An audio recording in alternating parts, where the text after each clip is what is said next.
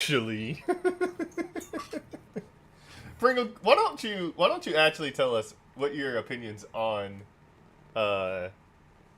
on RPGs are? I would love to get your insight. Huh? What do you mean? Like what my opinion is, or what my opinion on yours, the guy's opinion? Because Whoa, the Vatican is trash. No, it's like it's booty, man. can we get both? I'd like to. Did you get listen? both. Did you listen to the last one we did? Yeah, I listened to all of it. Y'all hurt my feelings, but okay. Sorry, man. How did we hurt your feelings? DQ11 just it ain't it. It ain't it. I can go into that, but we can go into that during the podcast at least. Yeah. Actually, the topic does have to do with sort of RPGs because I mean, obviously, Pringle being here, he's going to bring that up. Yeah, exactly. And I'm sure like you'll probably bring up 3D platforming or whatever. So we'll go into it. Don't worry. Oh, Sepulchre? Yo, this is Was it? It's Sepulchre. Sepulchre. That sounds like Sepulchre, like the Brazilian band. Oh, I don't know who that is. So you know Giovanna in Guilty Gear, right? She got her DP is named after the band. Sepulchre. And you know the names of the moves, bro. Yeah, that reminds me of how like there's a name for every movement. It's like the only thing you remember really is like the specials, maybe, and the supers, and that's because you're gonna see them. That's it. The reason why I know this is because I watched that I think it's 2-hour long video of even more facts about Guilty Gear and like their references. This came out like right before Strive came out. Yeah. It hasn't been updated for Testament or Bridget or the other. They got to find the right pronouns. They're spending time trying to figure out adding these non-binary characters. I'm gonna be honest. I don't think that video is getting updated until like after Strive is done. That's funny. Trucker Right. hat Pringle. Oh yeah, Hell yeah. hold on. He didn't even bring his hat, man. What's up with this? Guy's a fraud, man. Man. I wasn't gonna say it. I wanted him to be the one in the room without it. Yeah, let's go. I'm trucker hat broken now. I got my trucker hat. Hey, where's your symbol? We gotta have our symbols up in front. I was like wearing my hats backwards like that. He's like the True. cool kid, yeah. Yeah. I'm the cool kid. Yeah. Yo. Actually, the cool Screw kid school, would be man. this. Come hang out with me. We got 2 hamburgers in the back of the car. This would be the cool kids, you know. All right. Yeah. How do you do, fellow kids? Fellow children? Oh man. Can you let me know if my soundboard's working? Can't do it. Yo, that is pretty cool that you added a soundboard, man. That's dope, man. Yeah, I gotta get you an intro eventually whenever I thought his intros can't do it. can't do it. There's just one that I like using randomly. Can't do it. That's funny, man. Pringles could have been this one. But I don't think he likes Stephen A. Smith. Wait. Which one? Let me hear it again. Having a very bad day. That's a good one right there, though. We gotta use that for another thing, though, man. That was good. Hold on. We'll find one. We'll find one for Pringle. So are we gonna wear the black hat or are we gonna wear the white hat? Because I can get my white hat real quick. I got like a little smudge on the black hat on the white part, so I need to clean that off. So I'm wearing this one. So should we all? But I mean, you can wear whatever hat you want. No, Yeah, man. should we all wear the white Trying to hat? make rules. nah, it's fine. Can't do it. Can't do it. Can't do it. All right. Let me get. So I got my boxes all in. I just need to put them on a different screen. Oh, I already know the first part of the sports question. I think. You better not have cheated. No, I and didn't looked cheat. it up. I only know one of them. So this is so now we're doing a 2 out of 3. I only have to do an elimination of 2 of 3. Let's go. You guys good? Got water, everything? I'm good to clap? Oh, yeah, I need show notes. I can get water on this first break, but so we're good for now. Just get some, no. I mean, in case you get thirsty through, Through what? 3 hours that it takes to get from like. I mean, we actually got boxes done, so we're making pretty good time. But I mean, yeah, just go get some. All right. It's like I'm the teacher. He's got to raise his hand to get water. He's gonna wait for the 45 break between class, man. Mm-hmm. You got 10 minutes. Oh man, that's funny. I used to be so scared to raise my hand when I was a kid too, man. I used to never ask questions in class, but the only times I would ever like raise my hands when I had to like go to the bathroom or get a drink or whatever. So the first time I would ever raise my hand in class, I would always get picked on because they thought I had a question. So they would like try to answer. Like, yeah, man. Can I just go to the bathroom? Dude. I gotta say, guys, the beauty of having a water fountain in your room is great because like all you gotta do is just get the ice.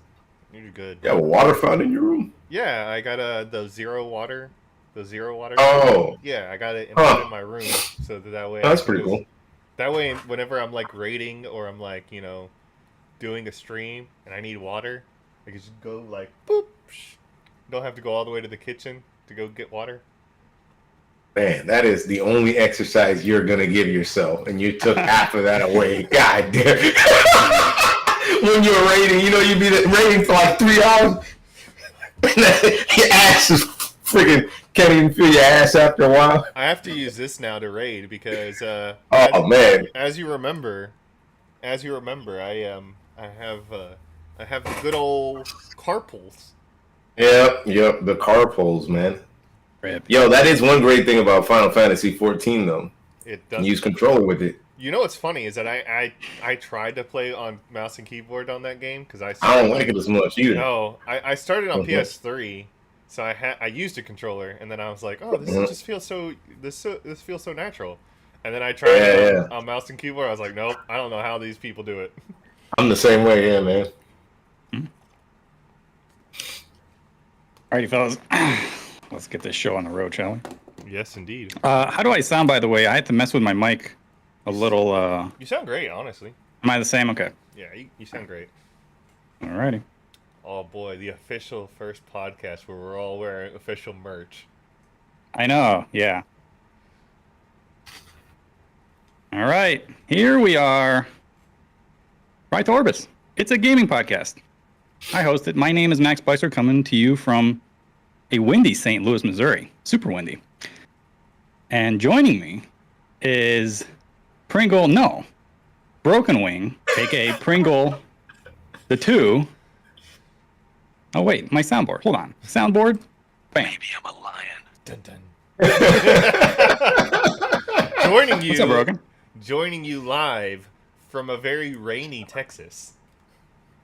Rainy Texas. Yeah, it's been an interesting seasonal change lately here in the. I guess you always claim that you're Midwest, but I don't know. I'm not giving you the Midwest title. You're like Southeast, South Central. Especially depending on where you live in that big ass state. That's true. I'll tell you right now. So many other states. I'll tell you right now that I'm in Waco, which is like directly in the middle of Texas. Like you couldn't get if you were to put a bullseye in Texas and you were to throw a dart, you would hit me. Okay, that's where I'm at. I'm in that like central location. They call it the heart of Texas for a reason. All right. Well, I'm windy. You're rainy, and do my eyes deceive me? Do we have the one, the only, Mr. Pringle? I would call you the one, but you know what? I don't know about that. I mean, you're just Pringle now. What's going on, man? Oh man, dude, I just changed that name. It's a funny little story, but the only reason why I changed it is because I got a job. I'm gonna start trying tomorrow, and I didn't want to go in there with this long ass name because they actually have a Discord server, which was weird to me. I've never heard of it. How it is, online infrastructure is all different now, but this online one uses they have their own server in there. So I just cut the whole name and went in there and I changed it because the train seemed too meme. So I just changed it to Charlie Brown. I found any picture I could and took seconds, and I had to do the little interview. I didn't have much time. I had a couple minutes and I had to just do all this kind of stuff, and then I just cut the name. But I'll probably put it back sooner or later, whenever I remember. I don't know when I will, but It's the same thing as a Thomas Tank Engine. I forgot to change the profile picture. We were in the dark. We were wondering. To be fair, ladies and gentlemen, we're still dealing with the one, the only Type Unsatisfied. Oh yeah, no, that hasn't changed. I'm pretty unsatisfied. Can you tell me why Yeah. you're unsatisfied with the Type Lumina? It's a good game now. It is a good You game. know, we could get into that later too, because I can get into a little bit about the fighting game stuff too, because I want to get a little into it, but not too into it. But Hey, sweet. Little foreshadowing. Dun, dun. We could talk about Masoma losing to what's his name, and then causing beef too. I did not hear about any of that, but my ear is not really in tune to FGC stuff lately. All I've been seeing on Twitter is people are really mad at Elon Musk. That's been drowning the whole timeline. Yeah, it has. Honestly. He wants your $8. what did he do? I'm not giving him $8. I'm not giving. Him So I guess the $8. TLDR, if you're not on Twitter, you know how you have like the little verified check thing, right? So like if you're Chris Rock, so you're the real Chris Rock, you'll have a little check mark next to your name. Now, after Elon Musk took over Twitter, he's going to have, in order for you to continue being verified, you're going to have to pay a subscription fee of $8 a month. Yep. And Oh. anybody can be verified. So you don't have to be like super celebrity. I could be verified tomorrow if I give him my $8 dues. Which is Yeah. funny. People are mad. Which is It's funny pretty because savage. which is funny because then it defeats the purpose of the blue check mark, because now I can go and spend $8 a month and say I'm PlayStation and be like, Bloodborne 2 news tomorrow. I saw that on Twitter. Hey. Somebody said that. He's like, I'm about to do this and say Bloodborne 2 is out every day until I get execution. Till I get killed. He made Twitter pay to win, man. he put the package on it, the founders package, yo. Yeah. Oh man, Who's that's the one weird. guy? The one guy who always tweets about games and stuff. His name is like Nibble, I think. He left the platform. Like I used to get a lot of my my news from him. Same thing like how you get sales from Wario64. Yeah. One of those type of accounts, and he left after Elon Musk took over. So I was like, damn, all right. Well, he also left because he wasn't getting paid enough. That makes more sense. I was like, I ain't getting paid no extra $8 for this, man. He was doing it for free though, for the longest time. Yeah, he was Tweeting out basically using ad revenue and Patreon, but he wasn't getting paid enough, and so He just made his Patreon like a month ago. I'm pretty sure a lot of it has to do with the Elon Musk stuff. But whatever. I mean, that's Twitter. Who gives a shit? It's Twitter. Yeah, man. The only problem is that he doesn't really have an audience anymore, really, if he just doesn't use Twitter anymore. So He would have to get on TikTok or YouTube or and nobody's something. using like internet. Like you don't go on Google and check his webpage. Like who the hell? No. I'm not gonna do that, man. No. Oh well, maybe he'll do something in the future. But it's good to have you back. The first Pringle. In your absence, the second Pringle over here did a fine job sitting in your second chair. as you know, We had it's been a minute. I mean, it's been 9 shows. I called it 10th episode. Yeah. and now it he's was- gonna disappear for another 10 episodes. Yeah. Oh man.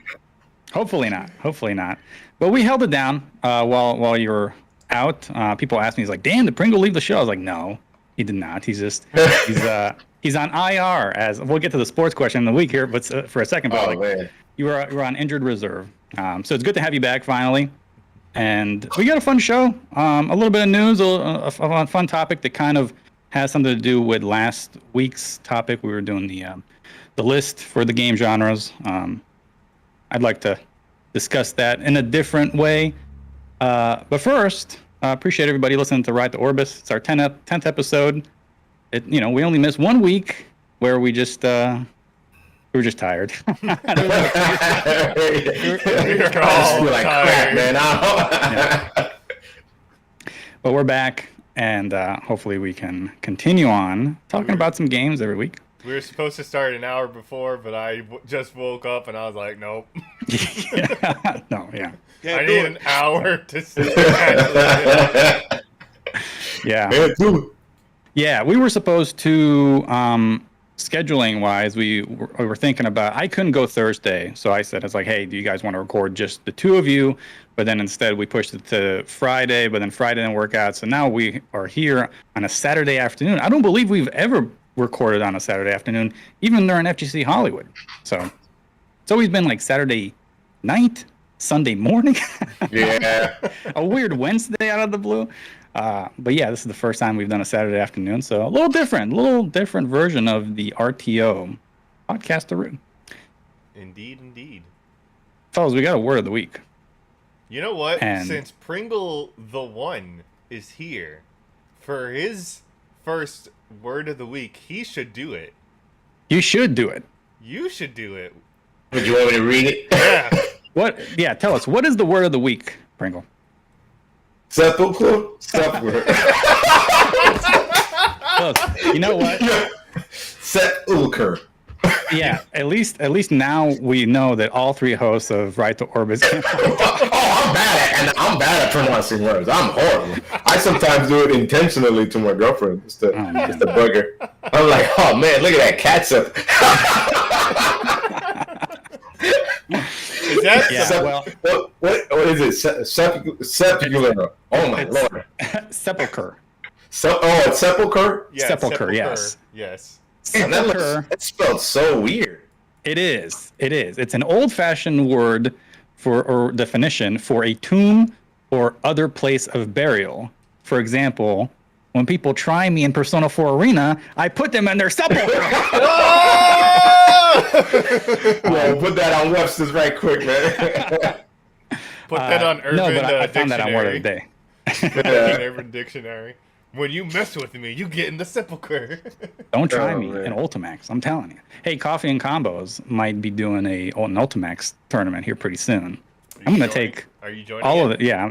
Oh yeah. I'm taking all of their. You're gonna take the PSRs. whole team, man. You're gonna be like, yo, my shoulders, they're sore because I'm carrying everybody. Yeah, I don't think it'll be a team tournament, but they do this thing where kind of like how we do the Taker of Souls in the Right to Orbis Discord whenever we run tournaments. They have their coffee commander. So whoever is the coffee commander gets like a special green name. I had the green name because I won their Tekken tournament, but then they did an Exert tournament and somebody else won that. I didn't enter because it's Exert. And you took away my green name. I'm no longer the coffee commander. I'm just a coffee peasant. I'm just a peasant now with a blue name. So I need it back. I need the coffee commander title. But yeah, sepulcher, that's the word of the day, means tomb or place of burial.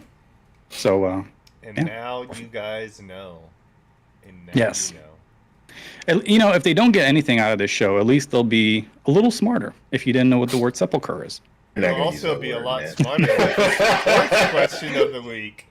Yes. Let's go. Okay, so All right. Sports question of the week.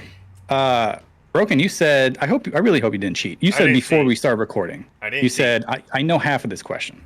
I know. Pringle, half this good news question. for you. Broken didn't get any points last week, so he's not ahead. You guys are even on this questions. You know what? So it's 0-0. You know what? Actually, how about this? Pringle, you guess first, and I'll guess second. Okay? We'll Okay. see. We'll see. Yeah. Okay. I won't. Well, I mean, it doesn't matter who guesses first. I won't tell you who is correct until both of you guess. But the sports question of the week is: in American football, which of these position is not on the defense? Cornerback, halfback, or safety? Pringle, how about you go first? Cornerback. Cornerback. Broken? Dang it! I was gonna guess cornerback too. So I'll read the question again. In American football, which of these position is not on the defense? Are you two positive Wait a your submissions. second. No, hold on. It's safety, isn't it? You have to make a submission. With So I- what I said. okay, cornerback. Cornerback for Pringle. Broken? You sticking with cornerback? You going to safety? You know what? Because I've never heard of cornerback and I've never heard of halfback. I'm gonna go and say safety. Can't do it. That is incorrect. Unfortunately for both of you, the correct answer is halfback. Halfback is another word for a running back. It's actually the proper title for a running back in football. there are two versions of running backs in football. There's a fullback and there's a halfback. Halfback is the speed guy. Fullback is the guy who gets you Yo, the I'm short gonna yardage. be honest, man. A lot of those positions, you never hear them when people talk about football. Yeah, in general, nobody man. ever says halfback. They always say running back. Everybody just knows the QB, and that's it, man. Yeah, so there's quarterback, there's halfback, and there's fullback. Now you know who the halfback is. It's the running back. It's the speed guy. But anyway, All right. So it's okay. Bonus question. I hope one of you guys can get on the board here. I won't. Go ahead.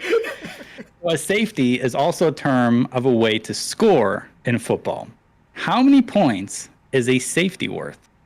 I think. Hold on. If I And here's for reference. For reference, a touchdown is worth 6, Yes. and a field goal is worth 3. So So how much is a safety? Still going with 3. hold on. No. Hold on. 3? Hold on. Hold on. If I remember correctly, I think a safety is like when you feel like you're not gonna get a point at all, and so you kind of like just. Hold on. Is it like 2 points? I can't tell you. That's why I'm asking the question.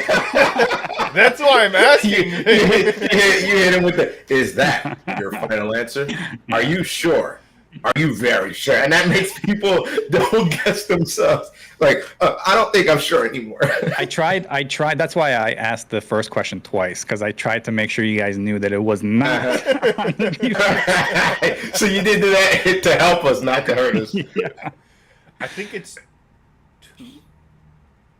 You're saying 2? Pringle, you said 3, or are you changing? Nope, I'm sticking with that. All right. Broken Wing gets the answer correct. It is 2 points. Let's go. A safety is actually a defensive touchdown, or if the offense really messes up, it basically means when you're in your own end zone and you lose the ball out of bounds, or if you get sacked inside your own end zone with the ball.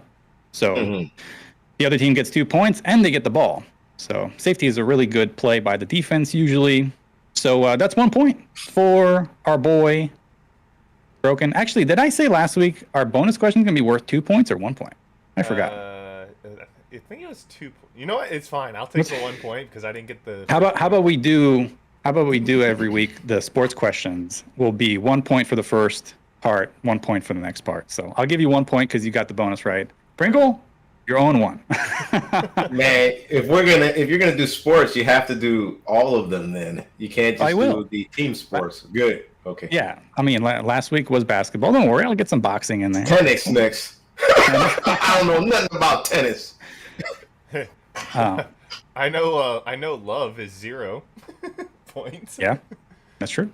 Yeah, We'll get some every sport in there. We'll get its fair shake. So, quick question before we leave the sports question of the week. How many points is it whenever, like, instead of doing a field goal, you rush it down? It's called a 2-point conversion. I can't say that because there's the score is in the name, so that's different. So when you score a touchdown, you can go for an extra point, which is just the kicker scoring a field goal. That's how you usually get the number 7. And then that always made no sense to me, though, man. That was always one thing I never liked about American football, man. The scoring system, man. 7, 3, 2. Damn, man. Why can't it just be like soccer or football? You just one. It's America. It's America. Yeah, they gotta be different. They gotta be different. And egg over here. So wait. You heard that one before. So wait, scoring 2 touchdowns in a row is just 2 points, so you can get up to 8 points in a. No. Well, so a touchdown can be scored from anywhere on the field. A 2-point conversion starts, I believe, at the 25-yard line. So you need to go 25 yards to score 2 points.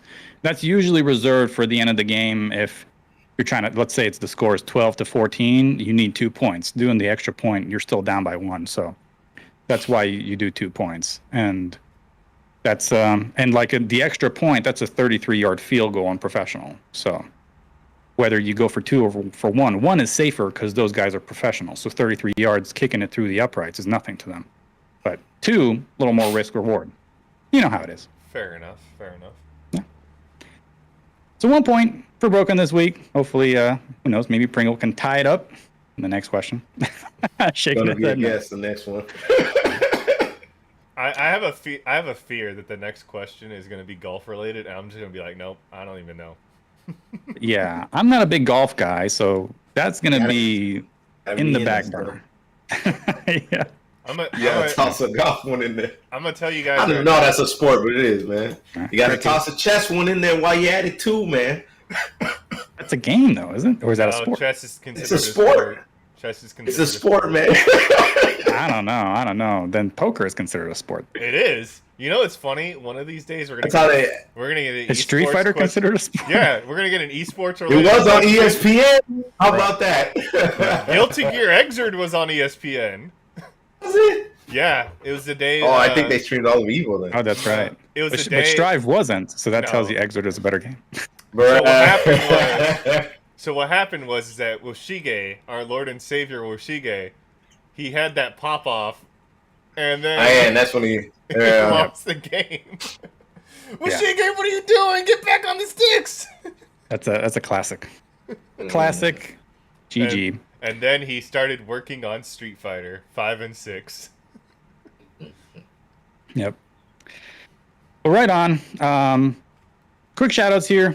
Appreciate Patreon, Discord, mailbag. The mailbag, we're pretty close. We got some more submissions between last show and this one.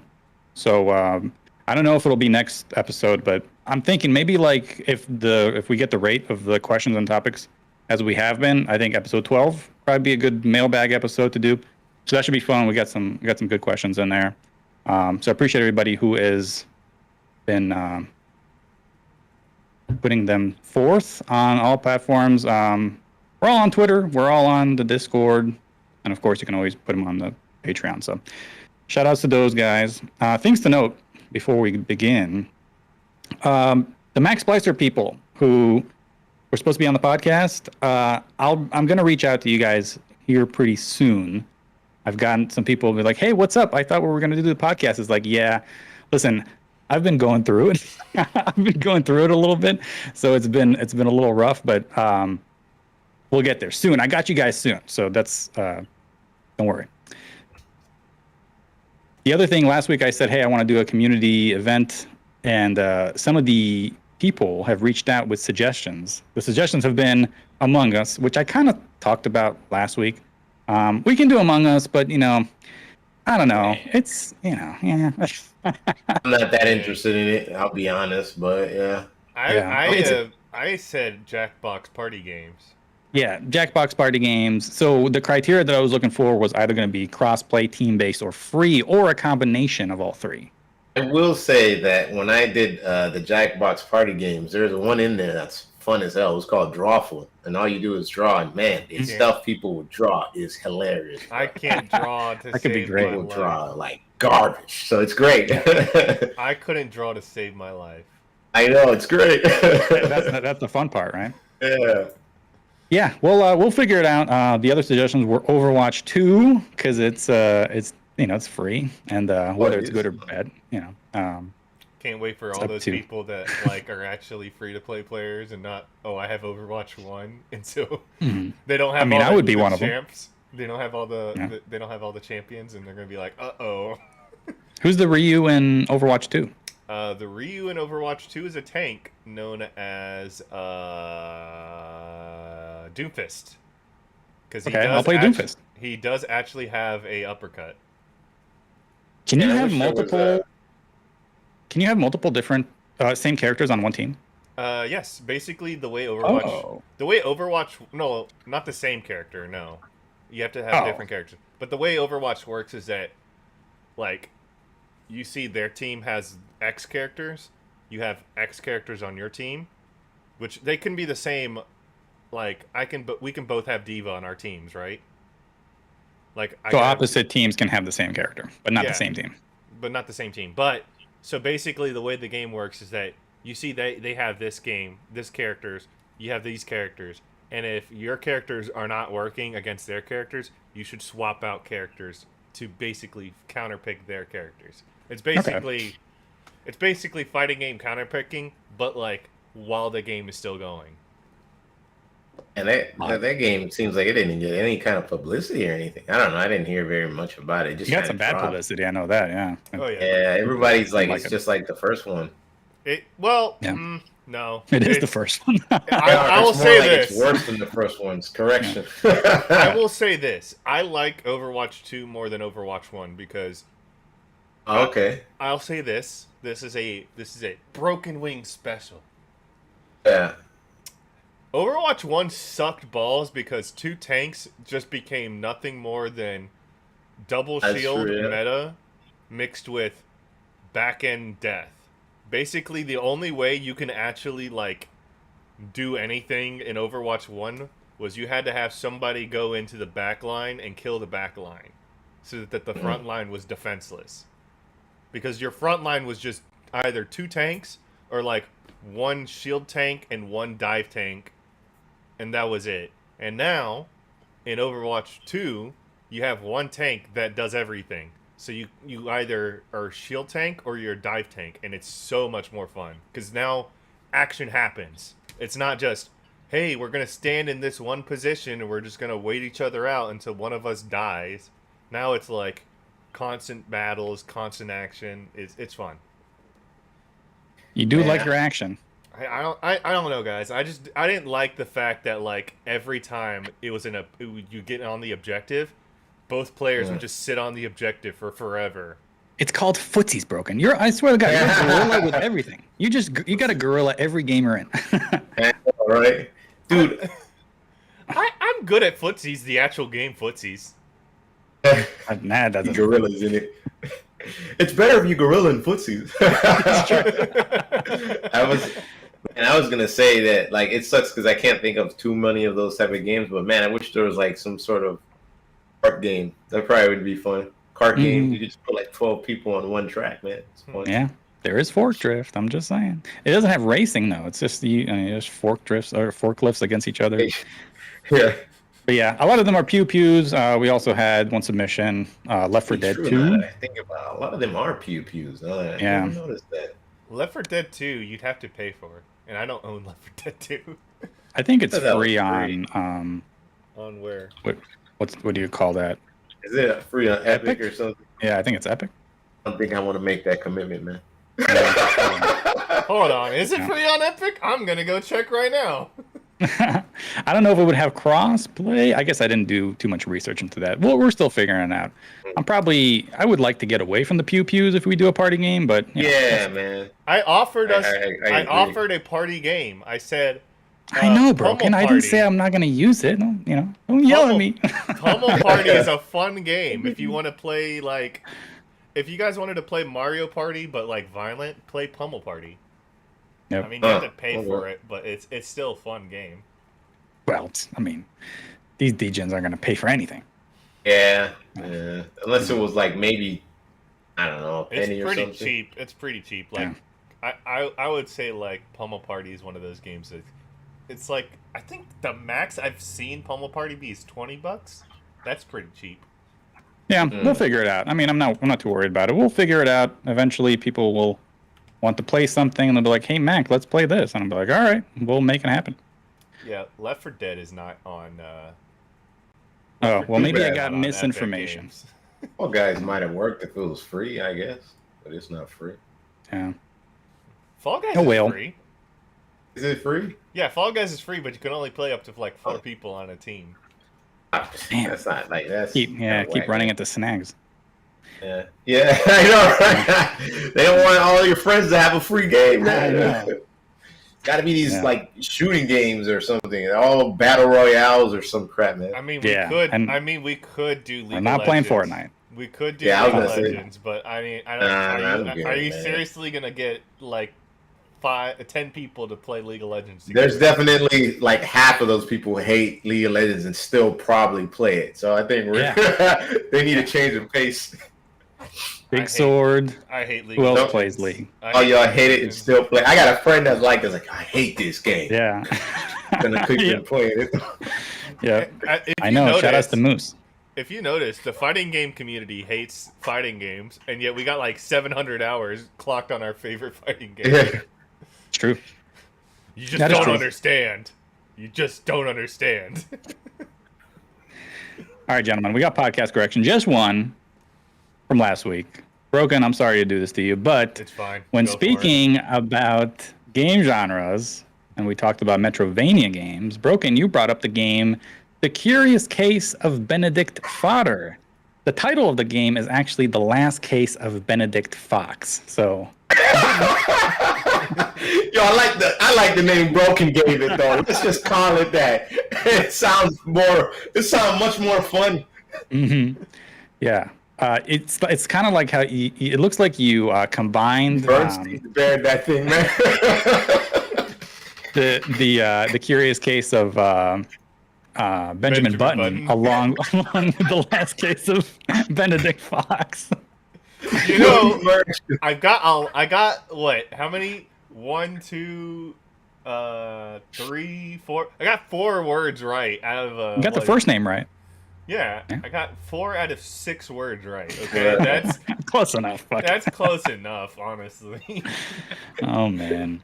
I'm gonna just call it that name though. Yeah, Benedict Fodder sounds better than Benedict Fox. Yeah. It makes me want to look at the name, like the game. It's like, oh, that sounds like. But the last case of Benedict Fodder. Well, it's the last one. So the first one probably won't good. Maybe that's your calling, Broken. You should be like a marketing person. You should work for Square Enix so you can fix the dumb ass names they keep giving. They got a game called Various Day Lives. Do you know I gotta?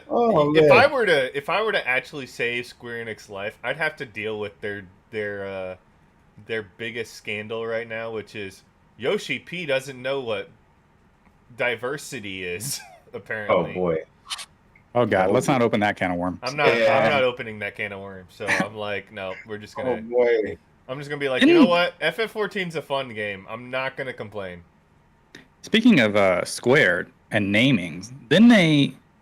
I remember there was one. Wasn't like Bravely Default. Mm-hmm. What was the sequel to that? It wasn't Bravely Default 2. Second. Right? Bravely Second. Yeah. Why? If I remember correctly, also apparently like you get betrayed again. Like, hey, cool. I don't know about the game, man. I played it for. I have them, but yeah. Broken loves spoiling shit. By the way, Broken will just spoil everything. Don't go into it though, because that game is like 50 hours, yo. Yeah. Yeah. I own Bravely Default and I think Bravely 2, but I don't even know where my DS or my games are. Bravely Second. Bravely Second. You know what? You know what? I betcha I don't under your own bed. those. No, it's not. I betcha. The Curious Case of Bravely. Look behind the Pokey Feet poster. It might be there. Yeah. You know what? I bet it is. I bet like I lost it, and I'm not even gonna bother buying another DS. I'm just like, you know what? It was a staple of its time. Oh, fair. I just cleaned my closet. I found my Vita. It's just sitting there. It's just collecting dust. Yeah, collecting dust, literally. Oh, you the Persona 4 Golden's still in it. Golden machine? Yep. Literally the Persona 4 Golden machine, man. Oh, man. I played it for more than Persona 4 Golden, mind you. I had other games. Persona 3, it's okay. Right. All these. Hey, speaking of playing games, I have not been playing anything this week. It's been a week. So also, yeah, Broken. We missed our play date. We didn't play River City Girls this week. I'll keep missing that. It feels like. Yeah. All right, this week. This Wednesday. Well, we'll play. We're really close to finishing it. I mean, we're right. Did y'all get to the noise boss yet? No. Sound boss? No. We just finished we just finished the girl who makes clothes, who floats. You're not gonna like the sound boss because the way they design that boss is like it's hard to like avoid a lot of stuff. Oh god, you remember when we were fighting the rooftop? The rooftop was so annoying. The rooftop boss. Yeah, that's one of the things that I didn't like when I didn't finish the game fully because I was playing with my girlfriend, so we played it like couch co-op, but I just didn't like some of the bosses, man. I will say, and I had some problems with the Steam version freezing and stuff. I will say I liked the clothes boss because I didn't like the last sequence of it. I liked I liked how the music was, and I liked like how it was kind of interesting. Like, oh, she'll target one of us, and then you gotta like. Yeah. I thought that was. I a didn't cool mind mechanic. fighting the boss. I didn't like the fact that I was so focused on the boss that I forgot that Oh, she summoned yeah, minions. the And then the minions minions. beat the shit out of you, and then she died. That was Yeah, annoying. man. Yeah, Y'all not those gonna guys- like the sound one, man. Those I minions. don't really. We Because are. you can't duck that one that We're boy. gonna 120% the game though, because I'm beating the shit out of those little girls. Yeah. Those fucking twerps, I'm beating the shit out of. Like they just, I don't know. Just quote that out of context. Oh man. Yeah. Yo, I ain't gonna just put my fist in the little chicks, man. I don't. Every time they pop up, they have some shit to say, and I'm just like, y'all bitches are just. That's Ah. funny. Yeah. So we'll make sure to play that next week. Pringle, you been playing anything, or you've been? Yeah, man. I've been playing. So like during I guess that time, I was playing a couple of stuff. I played like an OG game called Shining Force 1, which is pretty fun. It was a Sega Genesis game that I got on the classics. Pretty fun game, man. I like. It's a strategy RPG, but what's interesting about that one is that it's like it's reactive type of one. So they do move, you do move, they do move, they move. Not like a lot of the ones recently where it's like you get to move all your characters and then they move all their characters. Gotcha. That's how most of them usually are. And then I played some triangle strategy, which was pretty good. But one of the things I don't like about that game, I kind of put it down, is that it does that thing I hate with games, is that it shoves so much story down your throat. I just want to play the game. And it's a fun game. Oh my man, the gameplay is amazing, like the combat and stuff, but dog, like literally what it does in that game that's really annoying is that every time you finish like a story segment, it puts you back into the world map, and then you gotta click back into the thing you were in to get back into the story, to get tossed out of the story and it does that like. And I'm literally not playing for like a full hour of the game, so I'm just mashing A. That's going through the excessive. story. That's excessive. Yeah, it's really excessive with how it handles the story in the beginning, but once you get to play, it really feels good. Our topic of the week is actually going to touch on that, so hold that thought for sure. You know, Okay, yeah, I got a lot more. I was gonna say, like, for me on my thing, because I was playing Yakuza 7. I kind of feel your pain, but I feel your pain in a different way. Because like, I'll explain it when you're done with your stuff, and it gets to me. Yeah, man. Why'd you cut him off? No, I'm kidding. Dude.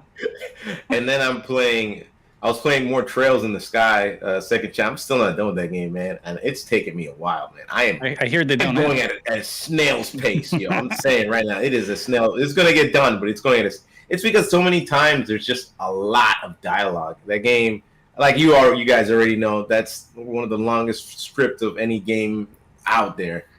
So that one, and then I think I was playing.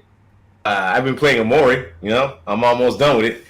And, you know, I like the game. It's really fun, man. The gameplay, the combat is awesome. I just don't really get the story stuff, man. The story, I don't really care much for it, but I do like how because I was telling you, man, like, Dragon Quest is full of these tropes, right? But they're the ones that kind of made the tropes. But Amori is very similar to, like, Earthbound.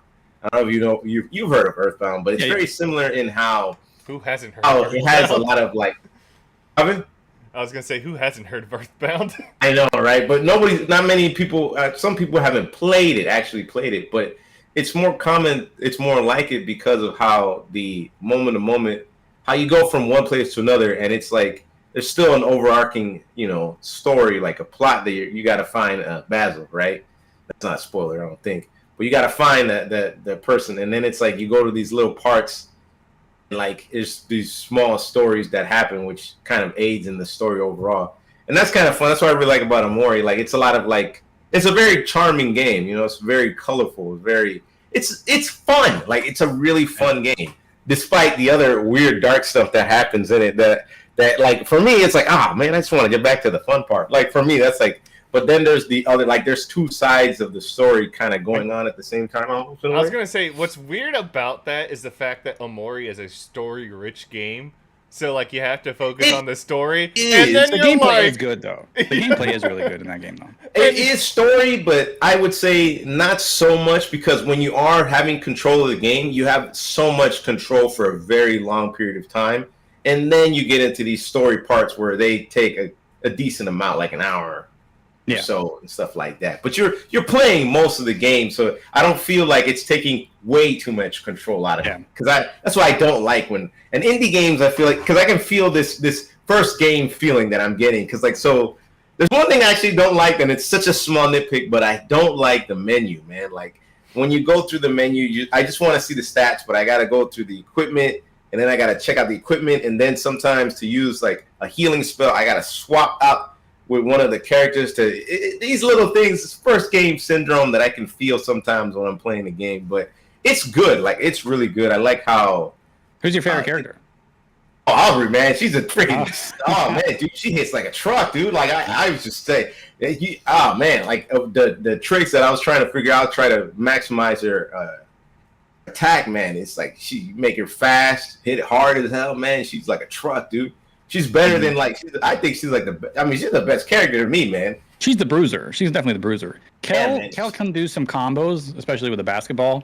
But I think if you need like a big hit, Aubrey's it. Like, I mean, I use Kel. He feels like more of like a support character because he has the ability to just because like the way I figured out how to play the game, and it's fun because the game really does let you do that. It really lets you like min-max almost in a way. You can really like the characters are busted. Like your team is so busted, dude. Like the fact that you can have Hero heal and then you can have Kel's basically give Hero juice. I don't know. Try to fight Pluto. You'll see. I destroyed him already, man. He was easy, dude. Every boss I fight is easy. I fought the Earth. I fought everything. Has been super easy so He's far. got multiple levels though. Yeah, well, yeah, I think so because I fought Jossum and then I fought Pluto, but I don't know. Maybe there's more time. There's more to Pluto.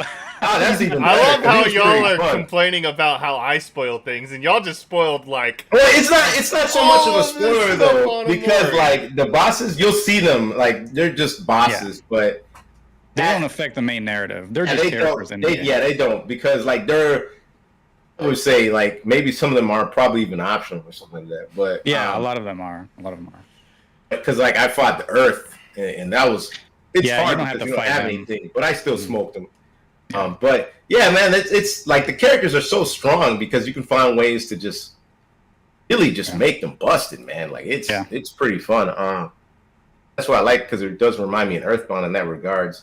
Everybody has their spot. Everybody has their role. Yeah. Omori's just the all-rounder character. Aubrey's the strong one. Kel's can be like a support. Hero's the healer. We'll talk more about that once we get to the topic, because I definitely have some questions regarding how we play games. So I think that would be fun. Broken, what do you got? What are you playing? Overwatch. Eastward? East what? I need to play that game too, man. I got it. Man. Isn't that what it's called? Eastward? That's Eastward, yeah. Eastward. Yeah. Little what? This man forgot about the game. He's like, yeah, that's like we're confused. What is Eastward? Eastward. Oh, Eastward. Oh, Eastward. He ain't playing that. He's playing Final Fantasy 14. Man, he lied to me. No. I have been playing Eastward. I actually was just about to talk about Eastward. Eastward is so like depressing right now that I kind of put it down for a bit because I was like, I don't want to continue because like I feel like if I just go straight in, it's one of those games where like if you go straight in, you're gonna get depressed so fast that you're just gonna be like, I don't want to play this right now. So it's I on sale right now. Yeah, it's on sale right now. I put it on a back burner because I was just like, the story where I'm at right now is just kind of depressing. Like it got back to like being happy and joyful, but like I can feel like they're setting up for another depressing hit, and I'm just like real life. Yeah. We got ups and downs, baby. That isn't Eastward like almost like a post-apocalyptic type of thing? Is that it kind of is. So basically, yeah. I guess this isn't really a spoiler because you'll find out about this. This is gonna be the biggest fucking spoiler. Every time he says that, I don't think it's a spoiler because even the trailers show like just stuff that looks like it's been aged, trees all over the place, all that kind of stuff. Basically, what happens is that like the reason why like everyone goes on the train and like is constantly moving is because there's this thing called the miasma. And the miasma is like this blackish goop. You'll see it every now and then, and it like will kill everything. And so basically, They have to survive it. Yeah. yeah, they have to keep moving. And so that's why like the first town you're in is like underground, because again, it's the miasma. And so Mm. that's it's I'm you don't see it until like chapter 3, but it like you get hints about it from in like chapter 1 and 2, like what the hell, why are we in underground like area? And then chapter 3 is kind of like the moment the world explodes and you're like, "Oh, we're actually going out into the real world." And then yeah. I've been playing Overwatch 2. I've been playing a game with my friends called 7 Days to Die. We picked that back up again. Mm. That game's honestly more fun if you stream it because it has Twitch integration. Mm. And my friend put it on insane difficulty, so like we're all just hating life right now. Let's Sweet. see. I think I've been playing Yakuza 7 again. I picked that game up again. Here's the thing that I was gonna say. So you know how like random battles happen all over the time in like RPG games. Mm-hmm. So the way Yakuza does random battles is that you'll see them in the distance, and they'll kind of walk around, and so you can like sneak away from them and not even deal with them. But if they get close to you, they'll turn around and they'll see you, and then they'll have like as long as you don't get into their area of effect, you'll go from like yellow to red. And then like if you're still in their area of effect but like not in their like cone, they'll just aggro you. And one of the things I hate about Yakuza 7, I mean, you can equip an item to prevent this from happening, but then like if you're gonna get into a battle, then you're gonna have to be like, oh crap, did I remove it? And so it's a pain in the ass. Anyways, what happens is that like in Yakuza 7, there's these moments where like if you have certain party members in your team, you can like run around the cities, and if you get to a certain area in the city, they'll have dialogue where like characters in your party will talk. Even people that are not on your specific party right now will talk to people, right? So like for example, like you go to a yakuniku store and they'll have a full-blown on conversation about like, oh hey, what's your favorite yakuniku? Oh hey, like this is my favorite. Oh hey, what do you like to drink with your something That's cool. my dialogue.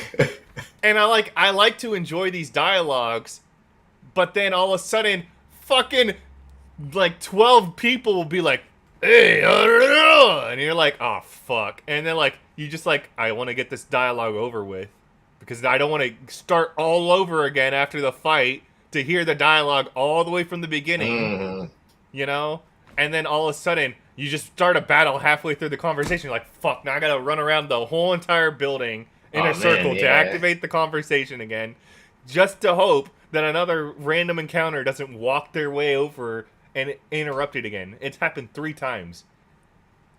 Man, that's annoying. Yeah, that is kind of annoying. Yeah. No, and when I say it happened 3 times, I don't mean it happened 3 times separately. No, I mean I had to run around a building 3 times in a row because random encounter A came, and then after like I was almost done with this conversation, random encounter B came, and then I was like, please, for the love of God. And then it was like, nope, random encounter 3, and I was like, You should just be like, here, just fight each other. Leave me alone. That's what I wanted. I was like, can you guys just fight each other? Why are you fighting me? But Oh yeah, boy. that's my thing. I got upset about with Yakuza 7. It's just like I just want to hear the dialogue. Let me hear the dialogue all the way. Why? Are you... I don't know. It's okay. It's okay, Broken. Yes. Eventually they'll leave you alone. How are we feeling? Do we want to take a break before the news, or do we want to just jump into the news? It's up to you guys. I got plenty of water, but if y'all want to take a short break. I'm feeling fresh and dandy, like a spring chicken. Alrighty, spring chicken. Even though it's almost winter, let's talk about some news. So, I got 2 items here, and 2 of them have to do with games that I think. Well, the first one I think is more of a Broken game, as opposed to a Pringle or me game. The second one I think is a game for all 3 of us, so it should be fun. Don't mess with IKEA is what I called this first one because I just thought the story was interesting. So this has to do with an indie survival horror game, and basically starts like this. So it was only 2 months ago, on September 21st, 2022, that an indie game developer at Ziggy Game Dev on Twitter revealed his upcoming indie survival horror game, which is online co-op, by the way, set in a furniture store, and is dubbed "The Store is Closed." After a successful Kickstarter campaign raising just under $50,000, The Store is Closed is set in a fictional yet infinite furniture store dubbed Styr, S-T-Y-R. The player must be alert because when the lights go out, the staff attacks. You'll need to craft weapons and build fortifications to survive the night. Explore the underground SCP laboratories and build towers to the sky to find a way out. That was from Steam. The reason this little... What do you got, Broken? You are already in love with this game, I can tell. I was going to say the reason why this is popular, it's not because it's based off of... It is based off of IKEA, but it's based off an actual SCP. Right. And I was like, oh man. The moment you showed me this, I was like, they're finally turning this SCP into a game? That's interesting. Yeah, it definitely... It made no... It wasn't shy about the fact that it was basically IKEA. But so... Again, the reason this little indie title is getting some noted publicity as of late is because the fictional store in the game very much has a likeness to the popular Swedish furniture retailer IKEA. The fictional store uses similar font letters in the word Styr, the S-T-Y-R, as well as those letters being all in capital letters. It's colored yellow with a blue coating covering the exterior of the building. And the position of the logo, the store name, is on the top corner of the building, which is also where you can spot the logo of the IKEA in every store you'll see in real life. So he didn't make it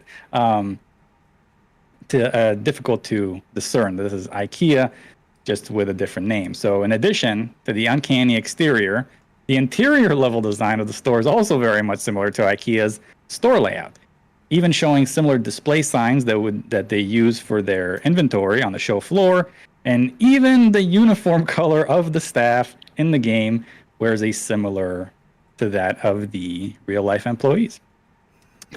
So now, I'll let you finish, because I was going to say, so you guys want to know what the SCP this is? How about you hold that for the end? Yeah. I'll finish reading this and then we can talk about this. So it didn't take long after the debut trailer for the word to make way to IKEA, whose lawyers made contact with Ziggy, providing him a cease and desist letter.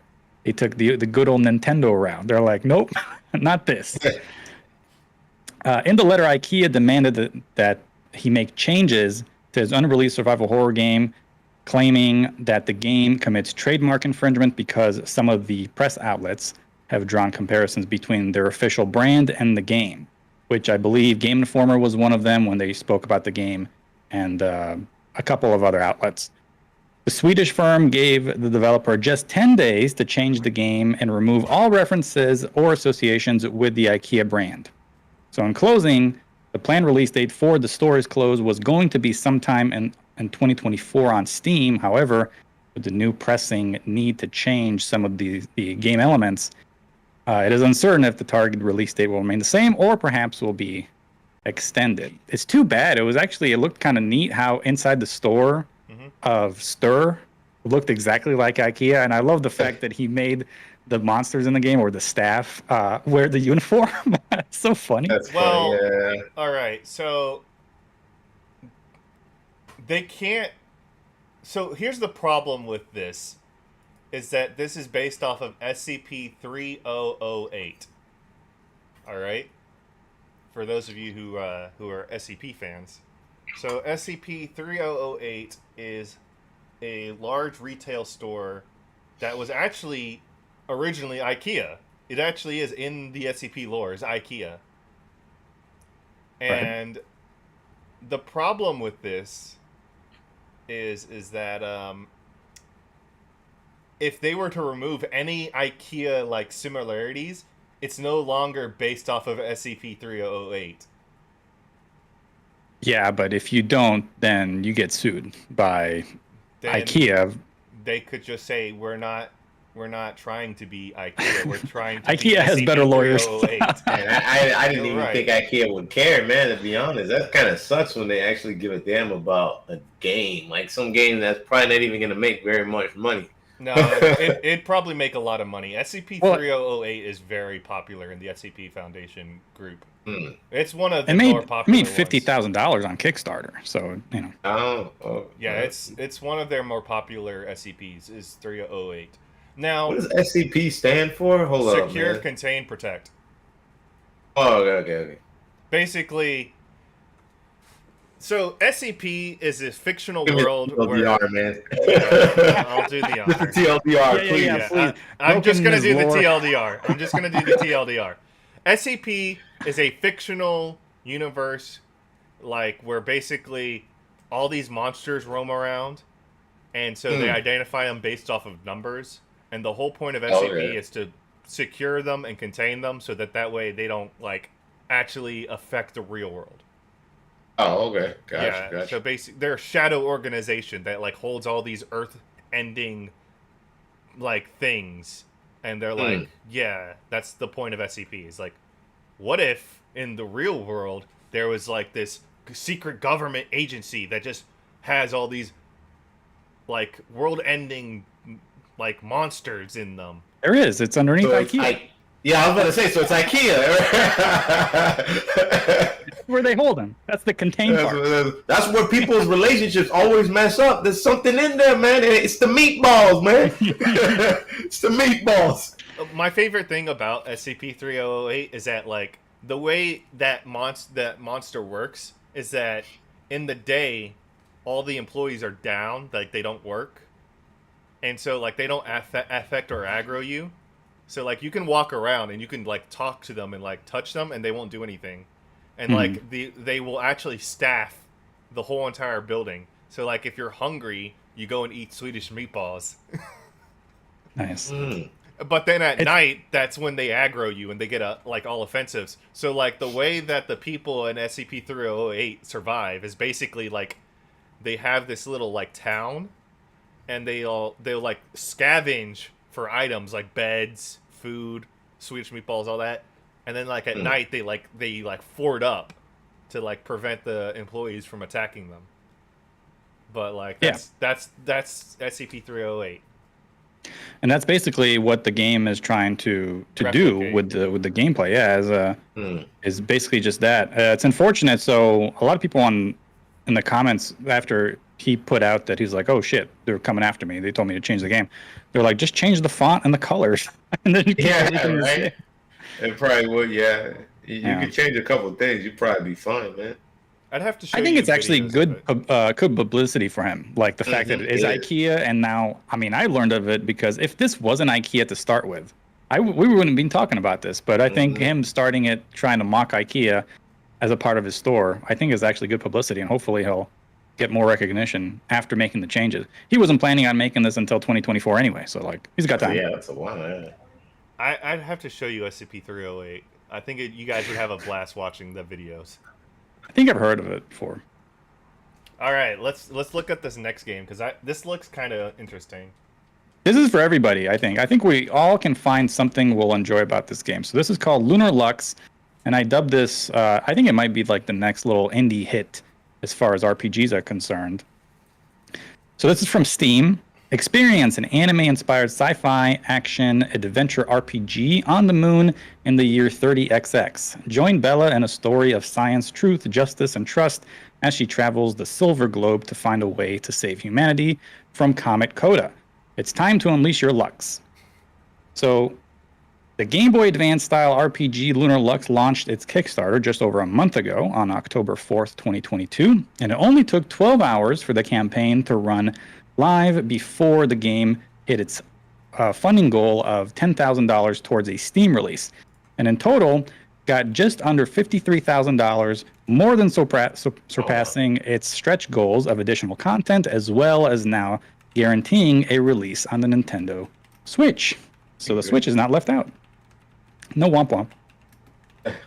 The game, and this is the part where I think it's going to speak to all of us. So the game combines both tactical turn-based moves and action-based combat to deliver something of a mix from its inspiration a la Mega Man Battle Network, Crosscode, and even the upcoming Sea of Stars. A few fun notes about the game: incorporates real-world scientific theories along with sci-fi to explore the many ways in which humanity can live on the moon. Everything is interactable. You can befriend the local rocks. You can pet the dog 20 times for unique dialogue and interaction, something I'm sure Broken is going to do. And dumpster dive through every trash can you can see to explore some hidden items. That's what I'm actually gonna do. The only place where I cannot have shame when I look through dumpsters and toilets for Robin. You can obtain up to 40 active skills and 30 support skills with her own unique mechanics to master.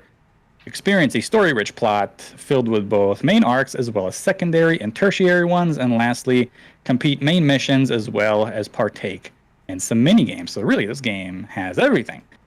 Lunar Lux is set to release sometime in the fourth quarter of 2023 on Steam and Nintendo Switch, but there is also a live free demo on Steam ready for players interested in taking a peek in what the game has to offer. Lunar Lux. So the reason why I said this was for everything is because, one, it has story, which, I mean, that's more so speaks to me, I think. Mm-hmm. It's got like things like mini games and interactability, which I think is it's a Broken. He likes lore. He likes doing little stuff like that. I was like, oh, if I talk to the dog 17 times, he says this. What'll be the different thing he says? Yeah.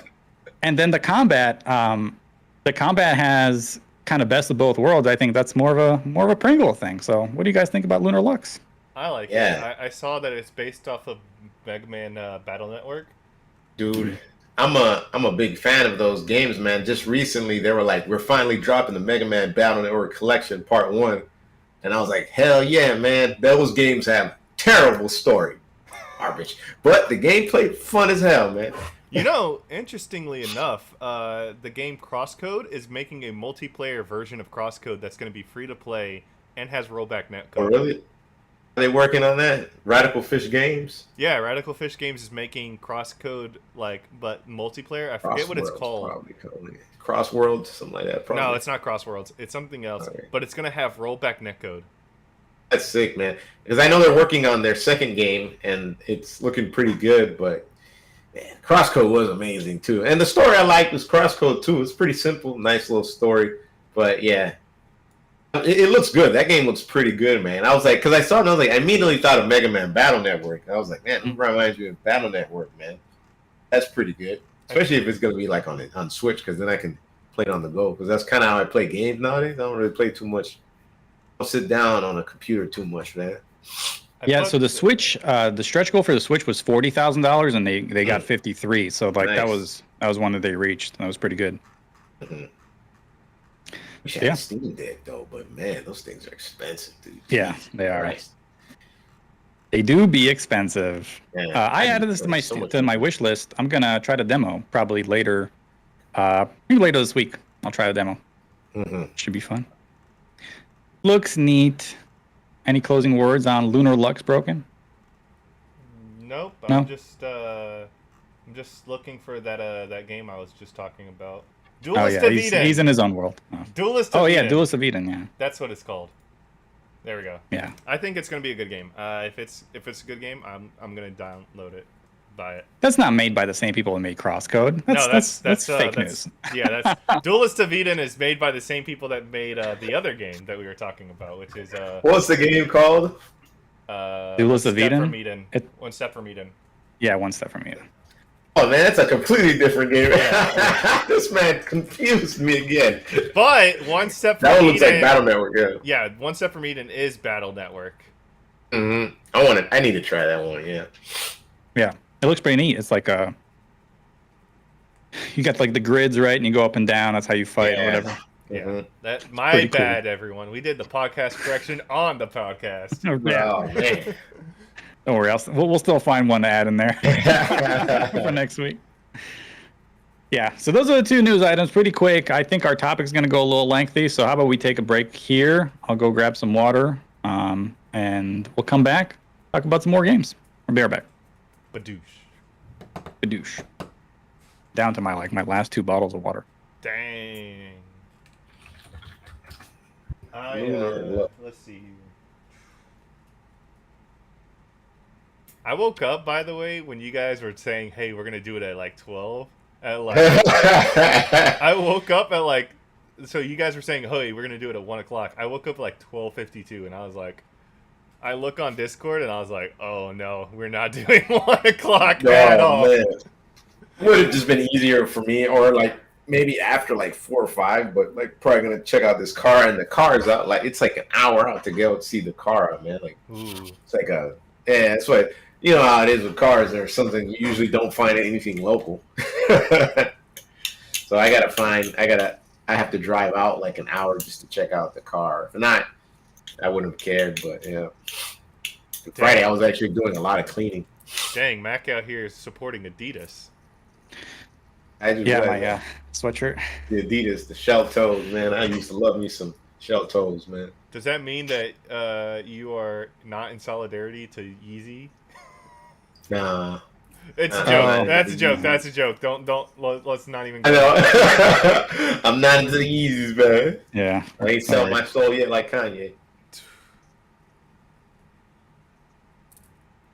That fool lost a lot of money. That fool lost so much money. Man. Oh man. Good old Kanye. Does he go by Kanye or is he just He Ye goes now? by Ye now. Jesus, Okay. probably. I don't know. Jesus. His name is. He changed his name to Ye, and so his name is Ye now. All right. Actually, his name is probably Nay now. Yeah. Oh boy.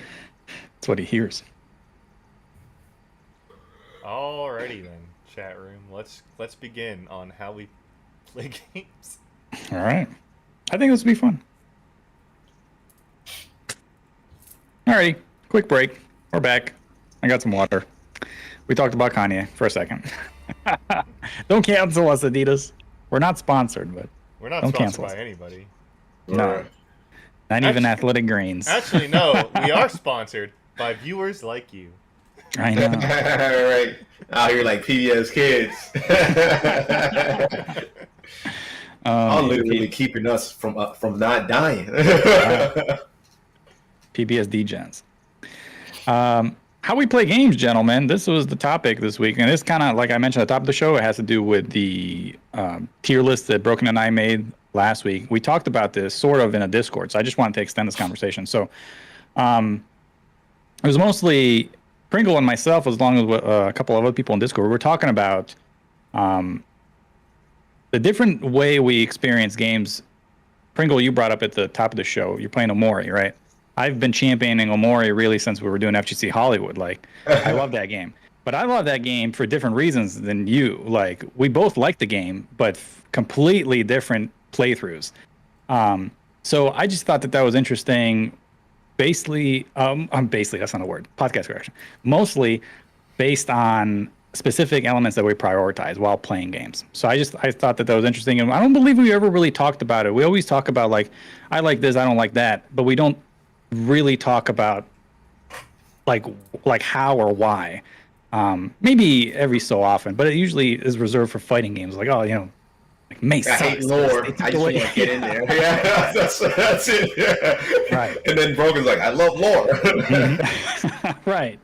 So we definitely have different outlooks when it comes to enjoyment of games. So the specific example was Omori, but I think we can use it for more games than just Omori. So I play games for story. I believe Pringle plays games for gameplay. And you could say that Broken plays games for lore, maybe not exclusively, but way more than you and I. Yeah, So I do play games for gameplay, but I also like one of the things I like to do when I play a game is I like to like immerse myself in the world. mhm. So like I like to whenever I play And the details, man. yeah, I like the small details every now and then. Like in FF14 there's a lot of quests that I just skip. Yeah. I'm like fuck that. I don't care. But a lot of the quests I'll be like I'm interested in like what's going on, like I want to see what the world has to offer, And Yeah. so when I play RPGs, sometimes it sounds weird. I like to complete the world because not just because I just like like some stories I will like legit just quit. Like I'm like, okay, just give me to the game. Because some of the stories are just kind of like, my cat's missing, and I'm like, I don't care about your cat's missing. Who cares? It's basically just a quest to give me more money. All it is.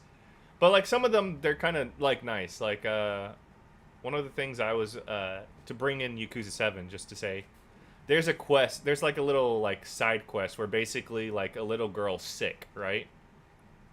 Mhm. And the way you access this mini quest is that you see a persimmon tree with one persimmon, and your character's like, I'm hungry, I'm gonna eat this persimmon, and like this dad comes in and is like, hey, don't mess with the persimmon because my daughter's sick, and she has this like saying that like when the persimmon falls, her life will end, right?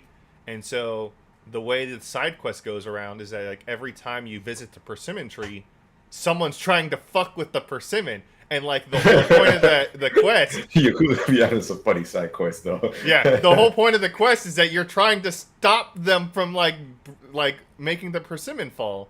And at the end of the quest, you find out that the little girl does have her surgery. It's a success, and that the only reason why it was a success was because she sees you every time you go to the tree to stop someone from like preventing like dropping the persimmon.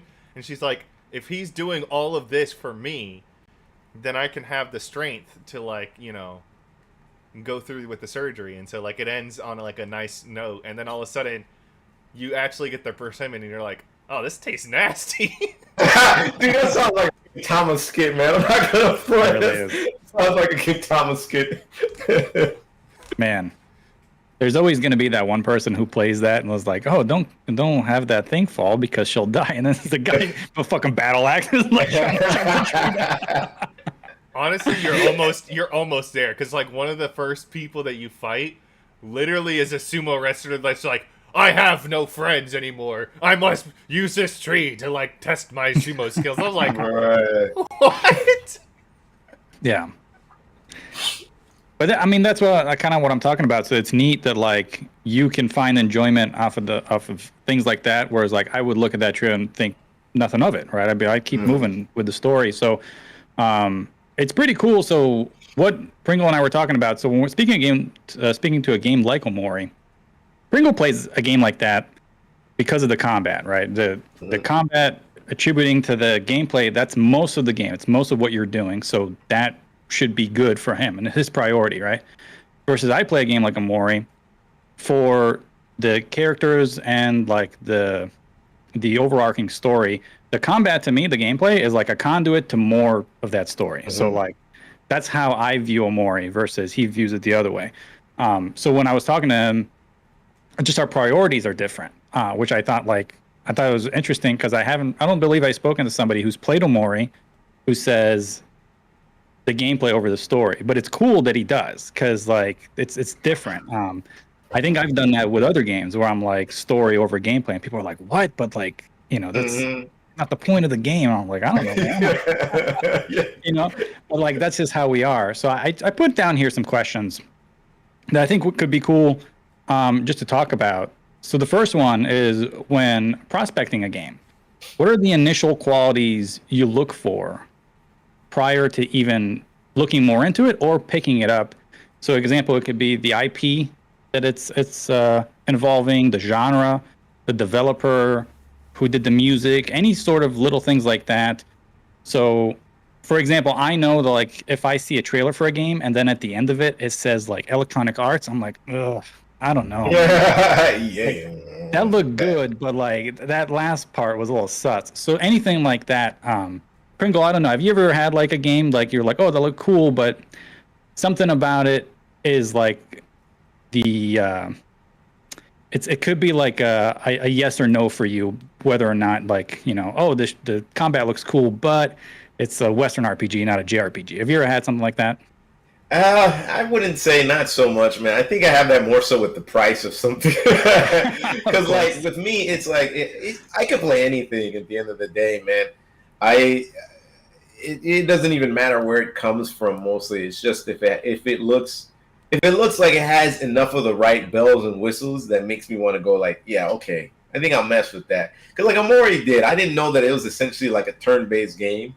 Mhm. But, like I didn't know like because like when I was starting to play, I was like, oh, so it has all these, it has these specific status things. I don't want Right. to get too into it, but I thought that was like just another code for poison or something like. But it's not, Right. and that's really cool about the game. So the game does.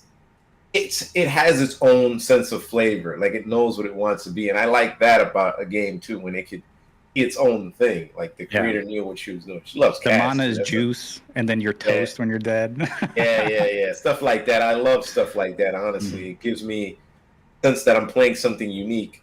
It's also like I would even say that's one of the reasons why I haven't really replayed a lot of old games because I just want a different and new experience. But yeah, I don't have too much of that issue so much. I would just say because I played some games that look ugly too, man. Like Final Fantasy VII, man. People say they love that game, man. That's an ugly ass game, man. Like it's an Undertale. I love the game. Ugly ass game, man. The things look like MS Paint. I could have done better, and I'm that good, man. But it's mostly the core gameplay. Like, is it fun? That's what it really comes down to. So I don't have that issue too much. And then it usually comes down to price, really. Like that's usually the tipping point for me.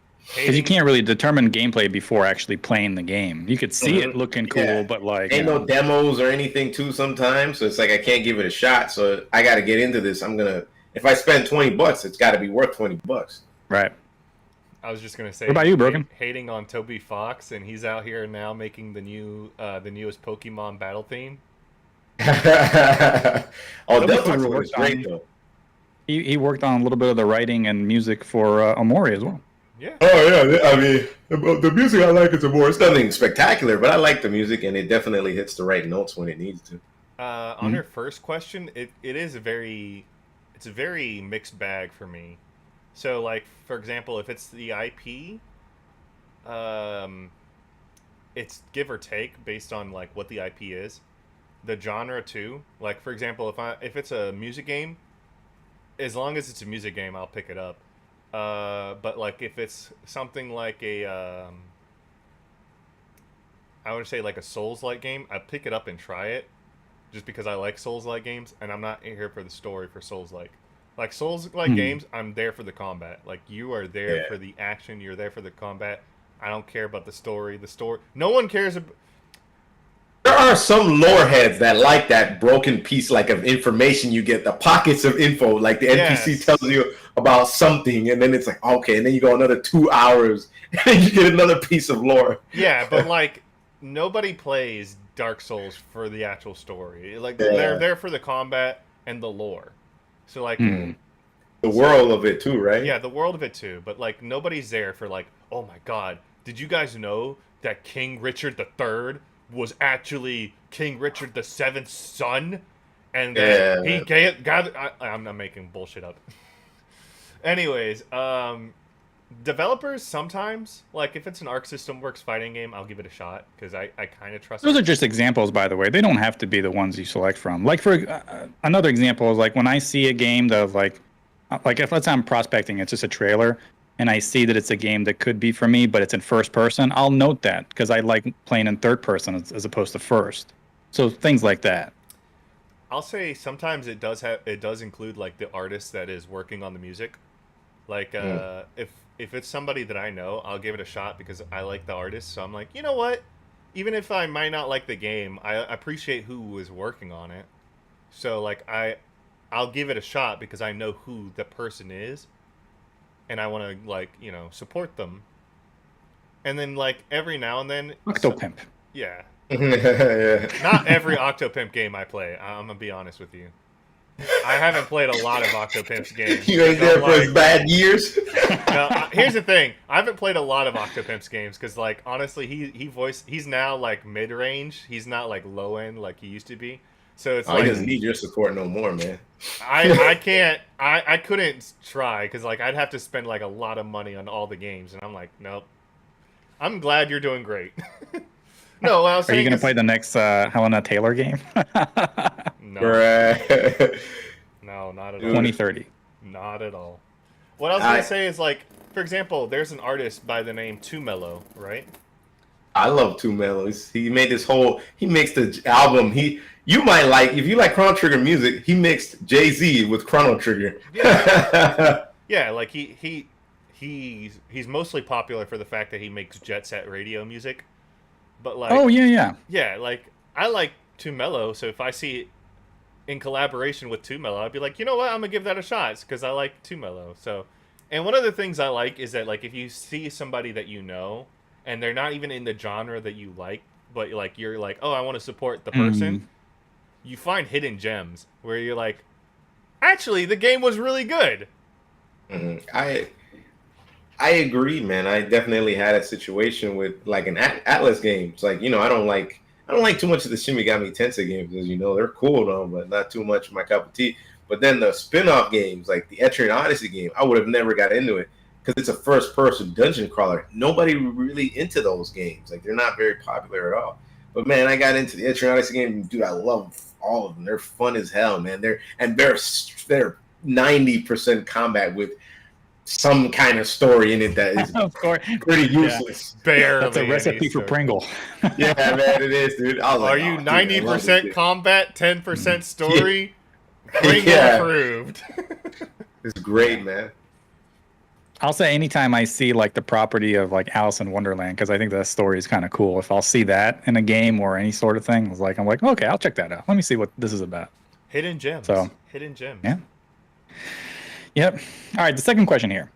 How do you feel about playing a game that executes everything right, but falters on the trait you deem most important? So, example, gameplay, could be the story, the voice acting. We talked, Broken, you and I talked about that last week.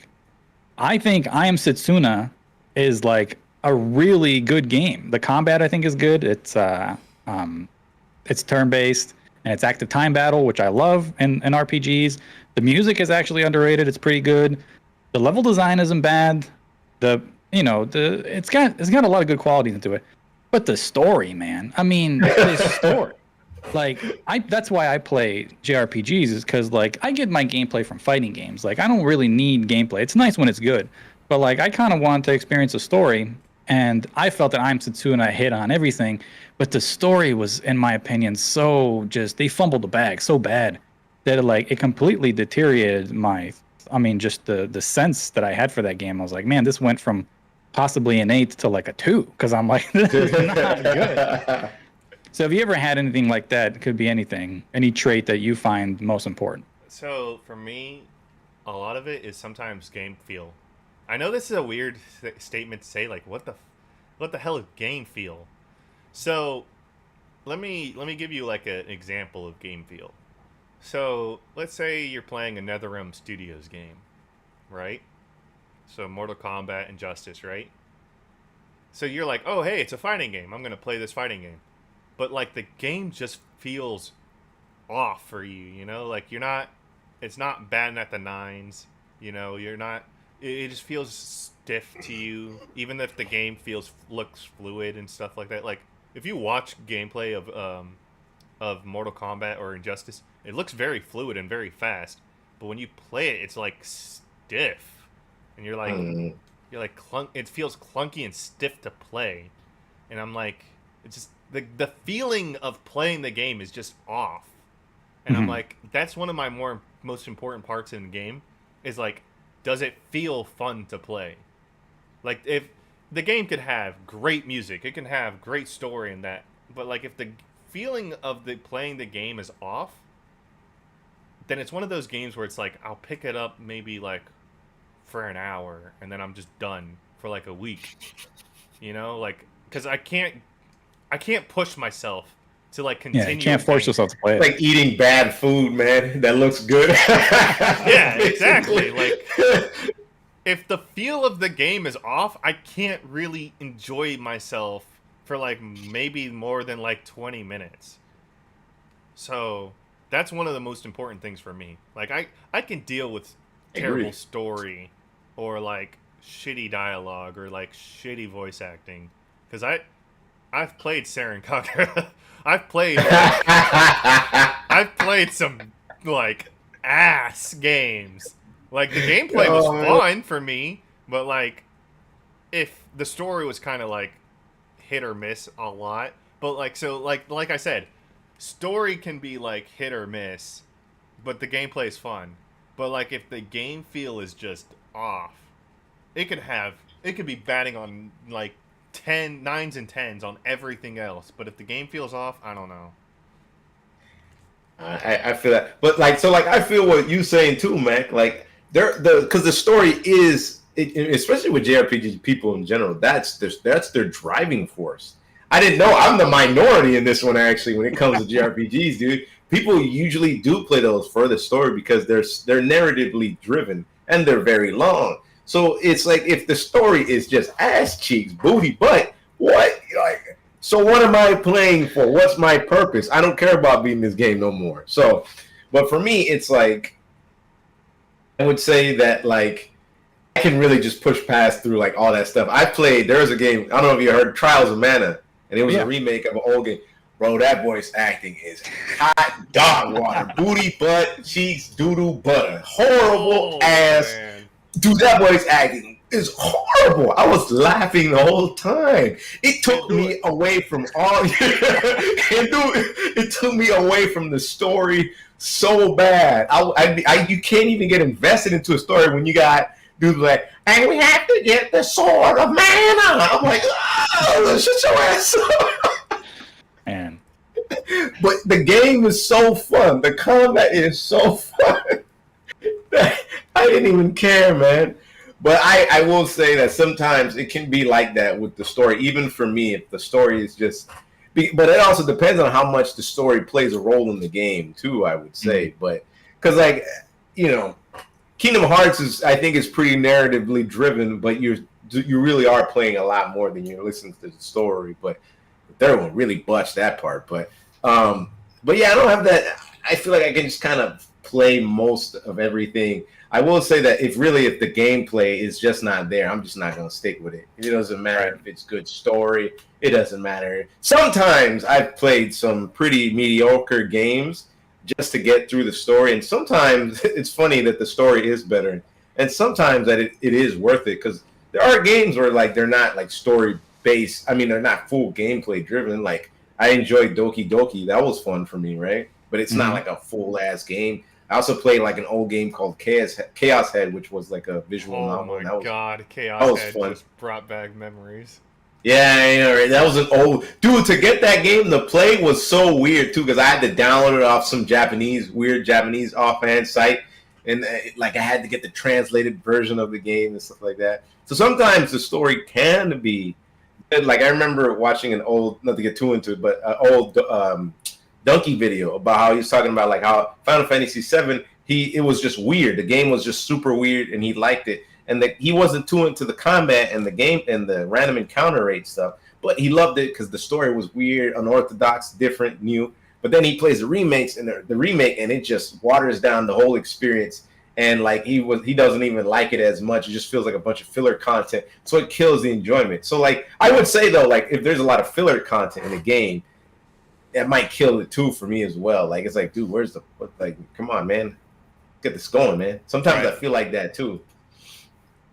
That's actually the third question. So, I mean, and you sort of answered that. So the third question is, how do you feel about playing a game that fumbles the bag on nearly the entire experience, but nails your most important trait? So I believe a game that did that for me was Alice Madness Returns, because that game is not good objectively. Like you can tell, like the platforming is not very good. The combat is okay, could be better.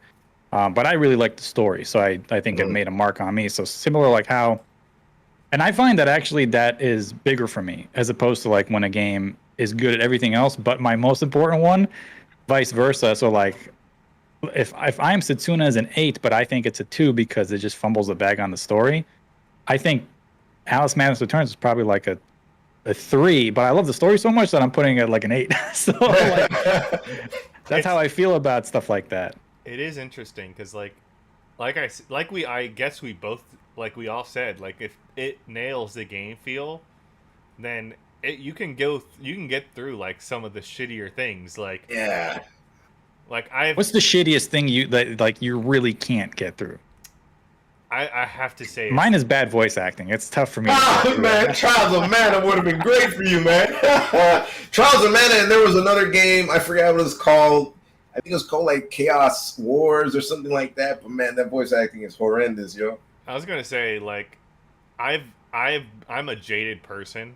I watch a lot of anime in dub, not in sub, because I have ADHD. I'm sorry, guys. We know this. My ADHD is through the roof. I cannot watch anime anymore just by sitting down and watching anime, unless Dude. I'm with somebody. Like if I'm with somebody, I can control it just enough so I can enjoy it because I'm like, I'm not gonna just pull out my phone while watching an anime with somebody that is right next to me because that's disrespectful to them. So I'll be like, all right, I will watch this with you, okay? But like if I'm by myself, I have to be playing a game. I have to have a even when I play a game, I have to have a podcast or like a video going off right here. Like I can't just do anything anymore by itself. Like So you've developed a tolerance to bad voice acting, is what you're saying. yes, Yeah. I've Because I was going to say, tolerance the to bad only- voice acting. yeah, the only thing I was going to say that is that these are bad in English too. So, you know, Yeah. I think they're bad even in Japanese from what. You know, fun fact, I'm going to say something that's going to blow everyone's minds. The reason why a lot of people like sub more than dub is because they don't know the language that's being dubbed right now, right? Mhm. So they're like, I don't have a barrier of entry for what is good voice acting and what is bad voice acting in that language. And so it just sounds good to me regardless. So what could be terrible voice acting in Japan could be great voice acting in English because you're just like, I don't know what it is. And it's vice versa for them too.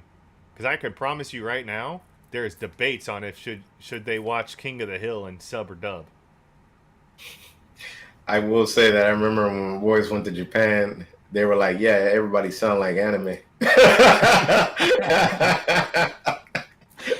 Oh man. So like, I promise you right now, like the only reason why a lot of people like sub versus dub is because they don't like to listen.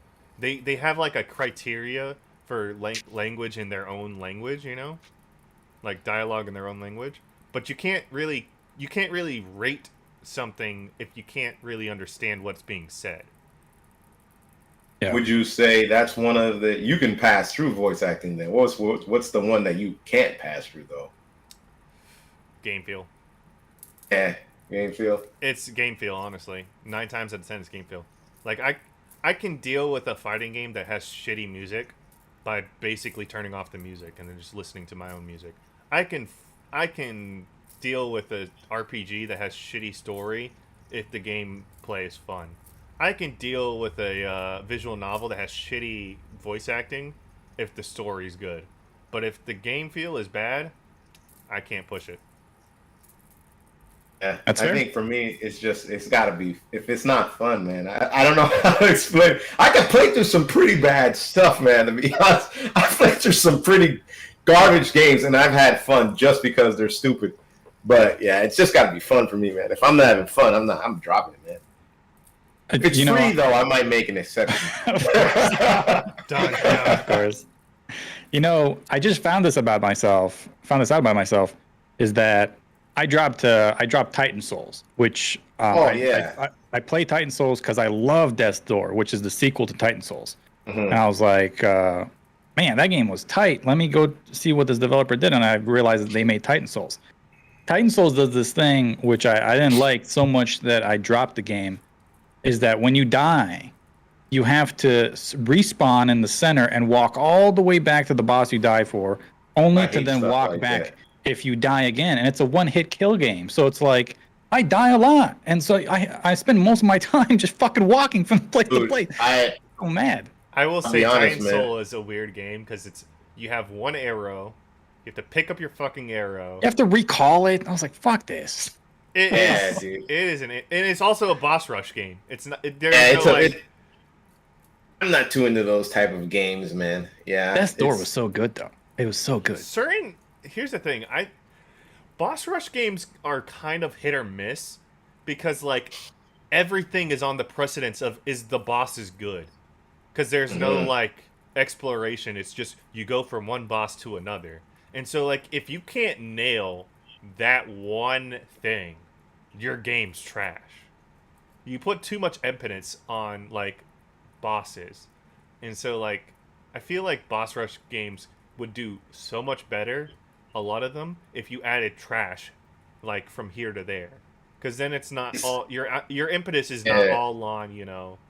Or just Like- let me spawn where, outside the door of the boss that Dude. I died at. So okay, so that's one thing, and like that was one thing that some games, of course, I think the Souls games do with for the Titan Souls, but that was one thing that Hollow Knight does, and that was one of the things that I didn't like too much about it, is that when you'll die, you'll just die where you kind of died, and then you get spawned sometimes somewhere far, and you have to run your ass back there to get your health back or whatever. Yeah. Something like that is like you think about it, and it's like, okay, like people can tell you that's not a bad thing. That's you keep being held responsible for your death. Problem though is that really kills a lot of your moment to moment gameplay, and it's like it's like freeze. It's like it's like getting iced in a tournament, man. You basically get iced, and then you have to run your ass back there you have to crawl your ass back there to get to where you wanted to fight, and then you'll die again because these games are built on death. You're going to die no matter what. You're going to die multiple times before you get it. So that's always kind of annoying. Like, I hate that. That's like the punishment isn't even the death. The punishment is that you got to waste your ass time. Yeah, man. I think I think that the reason, so I understand your pain about that because I play a lot of Souls-like games. I think the reason why people enjoy those games is that like the impotence of death, while death is not the punishment, the punishment is getting back your stuff. The gratification comes from I've solved the puzzle. Like I finally solved the puzzle. Like after so long, I've either leveled up to like beat the puzzle to death, or I've solved the riddle that the boss is trying to give me. You know. And like it's not the fact that like it took you 20 hours to kill it. It's the fact that I finally killed it, you know? Like the gratification. With Titan Souls. Yeah, the Titan Souls is different. You forget where the pieces are. There is no puzzle. Like it takes me so long to get to the boss room. I'm not even asking for like an instant rematch. I'm gonna die, right? I'm just asking, can you not make me walk all the way back to the upper right corner, take the elevator downstairs, and then get to the boss room? Like I'm gonna die in 2 seconds anyway. I'm gonna do this walk again. So the game has a counter. I beat 6 bosses. I died 83 times. I fucking walked my ass all the way over the map because I kept dying. First of all, you don't even know how to fight the boss until you die to figure it out. So it's like, that was so annoying, and I spent so much time walking from the spawn point to the boss door that I was like, this sucks, dude. I'm wasting so much time. I'll say that, so I dropped it. That sucks. I think a lot of Souls games would do so much better if, like, I've seen a few Soul games do it, where basically, like, there's a save room right before the boss encounter, so, like, when you die, you can literally just spawn right next to the door, so you could be like, go back at it again. But like a lot of them will do some bullshit where it's like the boss is over there, your ass back there, man. Have fun right here. Go spend more time doing that. Yeah, so that's one. Man. Yeah, it's pretty. It's really annoying. The second to last question here: have you ever been surprised by a game to deliver or not deliver what you wanted out of it after playing it? Broken? Yes. So what game was that? It's called Blue Fire. Oh, I like Blue Fire. You didn't like it? I like Blue Fire actually. I thought it was interesting. Okay. I went into Blue Fire thinking that it's a Dark Souls game, so I'll play it for that. I enjoyed the hell out of Blackfire because it's more of a platformer, like a 3D platformer, than it actually is a Dark Souls game. Like, it's Dark Souls because, like, the combat's hard, and, like, you have to, like, go back to your death in order to grab all your stuff again and all that.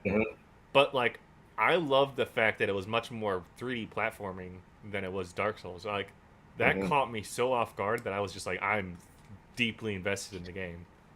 It's like a 3D Metroidvania, I would say, more so, man. It's a really fun game because I like those type of games where the character, it's kind of like Mario, man. The dude just starts with all this crap. He can kind of just do, and then the Metroidvania aspect is that he can do a lot more later down, which is really good. It's a fun game. On the opposite route, I guess we can go the opposite route.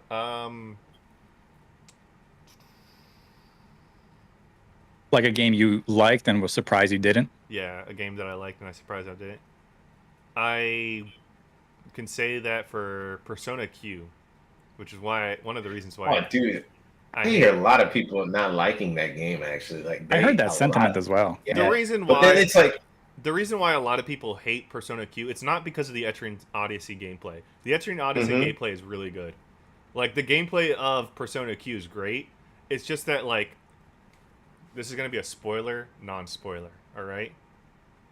So When is it not a spoiler whenever Broken Wing talks about games? the you thing might as is, well. I don't think anybody's gonna boot up a 3DS to play Persona Q, No, man. So go ahead. I think you're safe. You're safe. Yeah.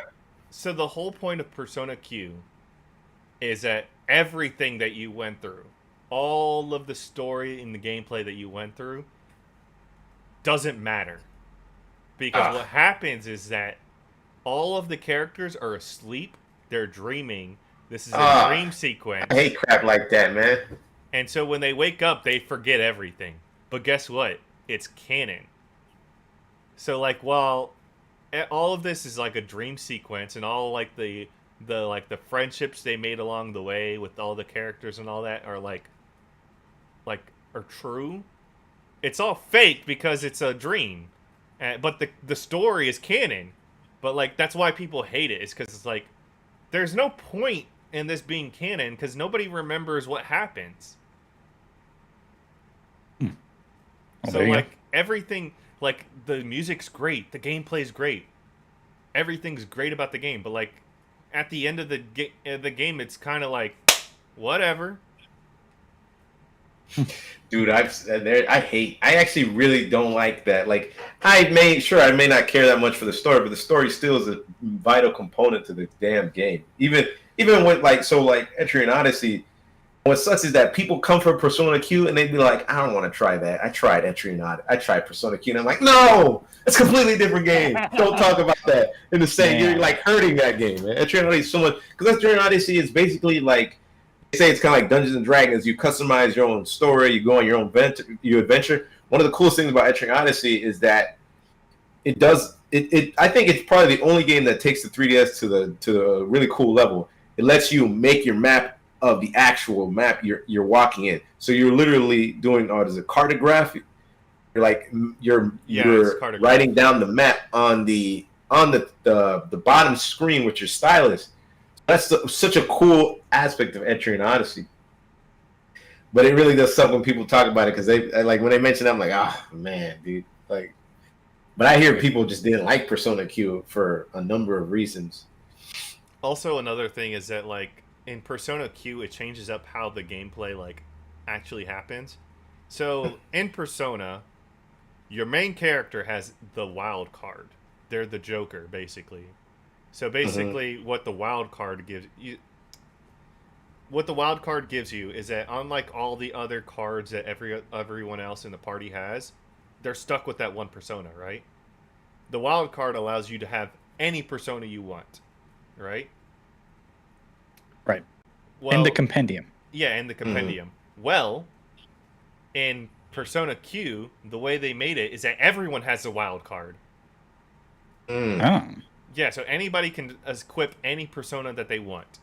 But you are only allowed, like, a few persona. So you can only have, like, certain personas per character. That's how they balance it out.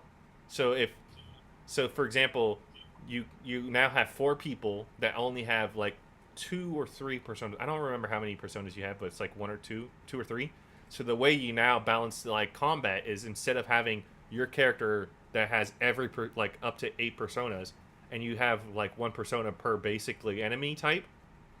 Now it's you have to balance that aspect across the party versus you. So you're not the one that's prepared. Now the party has to be prepared for random encounters. It's one of those things where like nobody has a specific role, and that's not the case. Etrian Odyssey, you make the characters, and each of them have a specific role. Yeah, and I think that helps with games like dungeon crawlers, man. Like people with specific roles tend to help more because it's a driving force. You know, if everybody can do the same thing, might not be as interesting. I think. Yeah, because at that point, the reason why you would bring certain characters on your party is either story reason or, oh, hey, they have a specific attack with X character. And so, like, Yeah. I bring them because they have, like, a special move, tag team move. Or, oh, hey, if I have this character on my team, then the music is this. That's literally all it is with Persona Q. Is like, the characters don't really have, like, a driving force in combat. Yeah. I don't really like that too much. Yeah, I got you. I got a couple examples. One game that surprised me because I didn't think I was going to like it, but I turned out to actually did was a gacha game. Was Bleach Brave Souls back in the day. I don't know what that game is like now, but I remember really liking the beat 'em up sections of that game as well as like the RPG building your characters in that game. So I played that game for a gacha game. I dropped those after a couple of days. I think I played that game sort of on and off for about 6 months back in like 2015, 2016. But it was fun. I never would have thought I would have gotten to one of those. And I like the fact that it didn't do that thing where like it was like the pay to win. Like you could be somewhat competitive doing PvP, just doing free. So I thought that was kind of cool. Maybe they went to pay to win now, but back in 2016, it was actually a pretty fun game. The other one that surprised me because I thought I was gonna like it, and then at the end I ended up not was a walking simulator, story-driven game called Firewatch. Firewatch. I thought you were gonna say The Unfinished Swan. No, so The Unfinished Swan I never really thought I was gonna like. I heard good things about it, but I wasn't attracted to that game myself. I just knew it was another walking sim, and people said it was good, but not that. Firewatch I sought out for. I was like, ooh, this looks really neat. And I played it and I finished it, and I was like, that's too bad. Like it didn't give me what I thought it would give me. Nasty. Like it did things though. It did things right by what I like, but then I thought at the end I was like, that was just guess. unfulfilling. Type unsatisfied. Let me guess. The thing you didn't like about Firewatch was that Don't spoil the game, bro. You're right. He cannot help himself. He has to spoil games. All right, never mind. I'll keep it to myself until let it roll, man. Let it roll. Oh man, Broken. God bless you. The last question here. Wait, we didn't ask Pringle. What was his game? Oh, we did not. Yeah, what about sure. Well, I mean, I guess I'm kind of was underwhelmed. Well, 2 games, and they were not that good to me personally. It was, I guess, there were the more recent ones. I'm not gonna. Kingdom Hearts 3 is not. I knew it was gonna be bad, but it was worse than what I expected. That's the only thing I can't say. But it's not one of the 2 I'm talking about. Yeah, that was worse than I expected it to be. Way worse. I was upset the whole way through, man. Damn. The only thing I liked about that game was Goofy, Dull, and Sora talking to each other. It was hilarious. They looked like they were talking like homies. 2 of the games that I like, and it was funny since they're both Metroidvanias. It was Monster Boy and the Cursed Kingdom. That game really has so much just asinine design, like a lot of weird game design that makes me really just upset. And people always say it's so great, and then I'm like, really? Did we play the same game? Because I can tell you a lot of things that really is stupid about the game. And I would look it up, and people had the same complaints. But of course, I feel like sometimes people talk about these games, but they don't even finish them, man. Like, you know what I'm saying? And then Hollow Knight, which you've probably heard, but that's the only ones I can think off the top of my head. But Hollow Knight I just didn't like because a lot of the exploration isn't very fun. Like I think in a Metroidvania game, if the exploration isn't fun to me, it's not fun. The boss battles are fun, but it's that type of game where you're going to lose a lot. And so what ends up happening is that you have to move a lot. You got to walk a lot in the levels. I mean, that is probably the longest Metroidvania game. That game is like 30 hours long, dude. Omori isn't even that long, but like that game is a Metroidvania that's like 30 hours that long. I don't even think Symphony of the Night was that long, and a lot of other games are much, much shorter, but that game can go past 30 plus hours. Easy, man. So, well, then, what is the game that you had that you were like, I'm not probably going to enjoy it, but then it ended up being a good game for you? I can't think of, well, maybe Etrian Odyssey series, actually, man. Like, I kind of just downloaded the demo, and I wasn't too sure about the game. I downloaded the 5th demo, and I was like, I don't know about this. I never really liked dungeon crawling because I thought that the first-person point-of-view camera was, like, weird. Mhm. I was like, it looks kind of stupid. Why would I can't see what's behind me, man? I don't like that.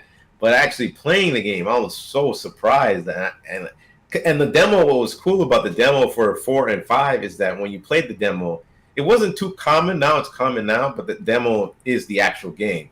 So you could play up to like level, like, I think 5 or 10, and then you can buy the game and then have it. And what I liked about the game at the time, Entering Honestly, I bought it for $30, and it came with a little box, like a cardboard box, and it came with the game soundtrack that came with some songs in it. It was like $30, and then, dude, I played that game and I got like 90 plus hours in it, and I didn't even do the post game, dog. That was crazy to me. Mm-hmm. What about Rivals? Oh yeah, man. No, Rivals is actually pretty surprising, but I knew I was gonna like it because it's a platform fighter, but it has all the fun stuff flat fighters do. Yeah. Gotcha. Good call, Broken. Sorry, I skipped you, Pringle. Now the last question. Would you say you're faithful to the types of games, to your types of games, or do you tend to branch out to try ones that, upon initial impression, don't necessarily speak to you? I could say I'm this latter. You branch out? Yeah, I branch out all the time, and it's usually because like either I have a friend that told me, "Hey, I got this game," and it's like I like this because you remember how I told you I told you that this week that I'm playing 7 Days to Die. Mm-hmm. 7 Days to Die is a sandbox Minecraft-esque game. You know how like when we rated it, it was really low. Yeah, 30. Yeah, I played it because my friends are into those games, and so I jumped into it. So I don't always stick to my kind of games. Like I will pick certain games. Like another game that I thought was that we rated really low, both of us, that I tried out and I enjoyed was Stealth Incorporated. Mm-hmm. It's a stealth game, but I would hope so. Yeah. But I would have never guessed. Yeah, who would have guessed? I'm surprised. I thought this was an action RPG. Yo, I thought this was Japanese, man. But no, Stealth Incorporated, I tried it out because the first time I tried it out was because I had a PlayStation Plus and it was a free game at the time. And I guess Pringle can attest to this. If the game is free, I'll give it a chance because it's like, what am I going to lose? What do I got to lose? Yeah, man. And I enjoyed it because it's like a very interesting like puzzle platforming game that, yeah, it's very stealth oriented, but like the abilities you have and like the powers that you have is kind of fun. And so like that's what made me like play it. But yeah, I'm one of those kind of guys that I'll try out a game even if it's not in the genre I like, solely because either A, I have a friend that wants to try it, B, it's free, or C, I'm looking for a hidden gem. Like I'm like, maybe this is that game that like will put me into that genre, put me on the map for that. I get in trouble for that. I find that I tend to like only search for the hidden gems sometimes, so I miss all the other the normal stuff in front of you. Yeah. Like, what is all this new crap? Oh, is that a Is that an Omori I see? Yeah, right. Dude, I think for me it was like I'm faithful mostly to JRPGs, of course, because they take a lot amount of time, and so you kind of have to. It's like a commitment. Right. But I definitely am fine always playing different games. I mean, I would have tried Omori. I didn't really know it was turn-based till JJ kind of told me it was. I didn't really. I've been talking about this game for years, Pringle. Yeah, but you never really mentioned that it was turn-based combat, though. You didn't tell me that. You'd always just tell me it was great. It's an amazing game, man. You gotta play. I was like, okay. Even if it wasn't, should have been enough. Yeah, I know, right? It was though. But even if it wasn't, like, I would have played it because, like, when I think about, like, for instance, like Undertale, I didn't think that people would get so into that game. But it's like a freaking bullet hell. So I was kind of confused. I was like, dude, that game kind of can get really hard. I was like, Well, I guess the reason why people like Undertale is because of the story. Characters. Yeah, characters in the it's the story. But then I buy that. It was like a $20 game, and I was like, dude, how can you get through the story though? The game hard as hell though. Even like to get like the easy route or the good route or whatever, you gotta duck everything, which I feel like it's harder. Like, Honestly, I hate to admit it. There's a lot of games that get popular not because of the gameplay or anything, but like the story and the lore and the characters. And I got you a very good, interesting like example of that. Five Nights at Freddy's. oh yeah, it's true too. But that gameplay is not hard though necessarily, man. It gets Even though it hard doesn't matter, but well, it gets Yeah, hard yeah. at like night 3 or night 4 or night 5. But you know what? But- There's a lot of people that love it that never play the games. It's yeah, one of those. you're right. It's one of those streamer games where it's like I like to watch my favorite streamer play it, but I'll never enjoy the game itself. But I like the game as it is, you know. So I think that like a lot of games nowadays are being designed to be streamer games where it's like the gameplay is very difficult, but like a lot of people like it because the lore and the characters are interesting. I will say though, in the case of Undertale though, is that because like Five Nights at Freddy's, I played it. I didn't really like it, but Undertale at least is like it's a game. You know what I mean? It's the guy put love and passion and stuff to the game, but that was just kind of that threw me off. I didn't think it'd get that popular, but at the same time, it's not easy. Like bullet hells are already like different. Like that's not a very common Genre. style of game. Yeah, man. How many people like shoot 'em ups? I mean, Toho is the shoot 'em up that transcends. Yeah, dude, exactly, man, and that's not easy at all. Toho is more known for its music now than its gameplay. Yeah. I think that's it, right? That's it for the topic. I would say I'm pretty faithful to my games. Like you, Broken. If I have a friend that wants to play like a sandbox game or a battle royale or something, I'll jump on. But alone, like you'll never find me ever, playing fucking Farming Simulator on my own time. Like that's never gonna happen. Snooze Fest But- 101. Like that Drake meme or whatever meme. But if I got friends that are like, hey, get on, this is kind of fun, I'll be like, okay, I'll play it with them because I'm there for like the social co-op. aspect. Like, yeah, right. But I'm not gonna be doing that stuff on my own time. So that's kind of how I feel about that. All right, gents, let's wrap up. Take a flyer. I got 3 games down here. The first one is called Batora Lost Haven. From Steam, harness the ancient powers of sun and moon to take on a variety of unique enemies while solving diverse puzzles and exploring stunning sci-fi worlds, each filled with its own curious stories, inhabitants, and mysteries. Neat looking. It's a little mobile looking game, sort of. It's not, but well, it kind of is. But it's got a little bit of charm to it. I don't know if it's going to be good or bad. It's out right now on Xbox Series X, Xbox One, PlayStation 4 and 5, the Switch, and Steam. And I don't know, it's got a little charm to it. Yeah. That's like a top-down type of game. And top-down games, man, they just, I don't know, man. I feel like they don't get enough love outside of like No. Diablo. Yeah, it's an isometric RPG. But it's got a few elements in there that looks a little bit like a mobile game. But Yeah. I don't know. It could be good. It could be bad. But I don't know. It looked kind of neat when I first saw it. Batora Lost Haven. So you can check it out.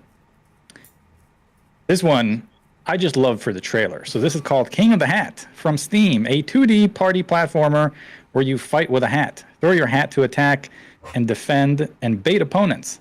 But watch out. If someone jumps on your hat, you die. Now available on PC via Steam on Early Access.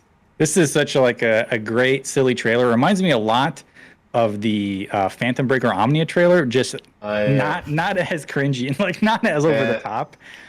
It's just a funny little party game. Multiple game modes. The trailer was pretty good, I thought. Not forced. Have you ever seen those Disgaea trailers? No. Oh man, I should show you them. They're like over the top, like crazy. Dude. Oh, really? Yeah. Almost every one of them are always like over 999 levels. That's more than you'll ever need in your life. I'm like, I hate the Disgaea trailers. The Disgaea trailers are always stupid. It's like, yeah, they're dumb as hell, man. did you ever like power leveling? We'll give you the power level to the max. And I'm like, bro, Disgaea Disgaea is a great game series, but the trailers will not sell you into it.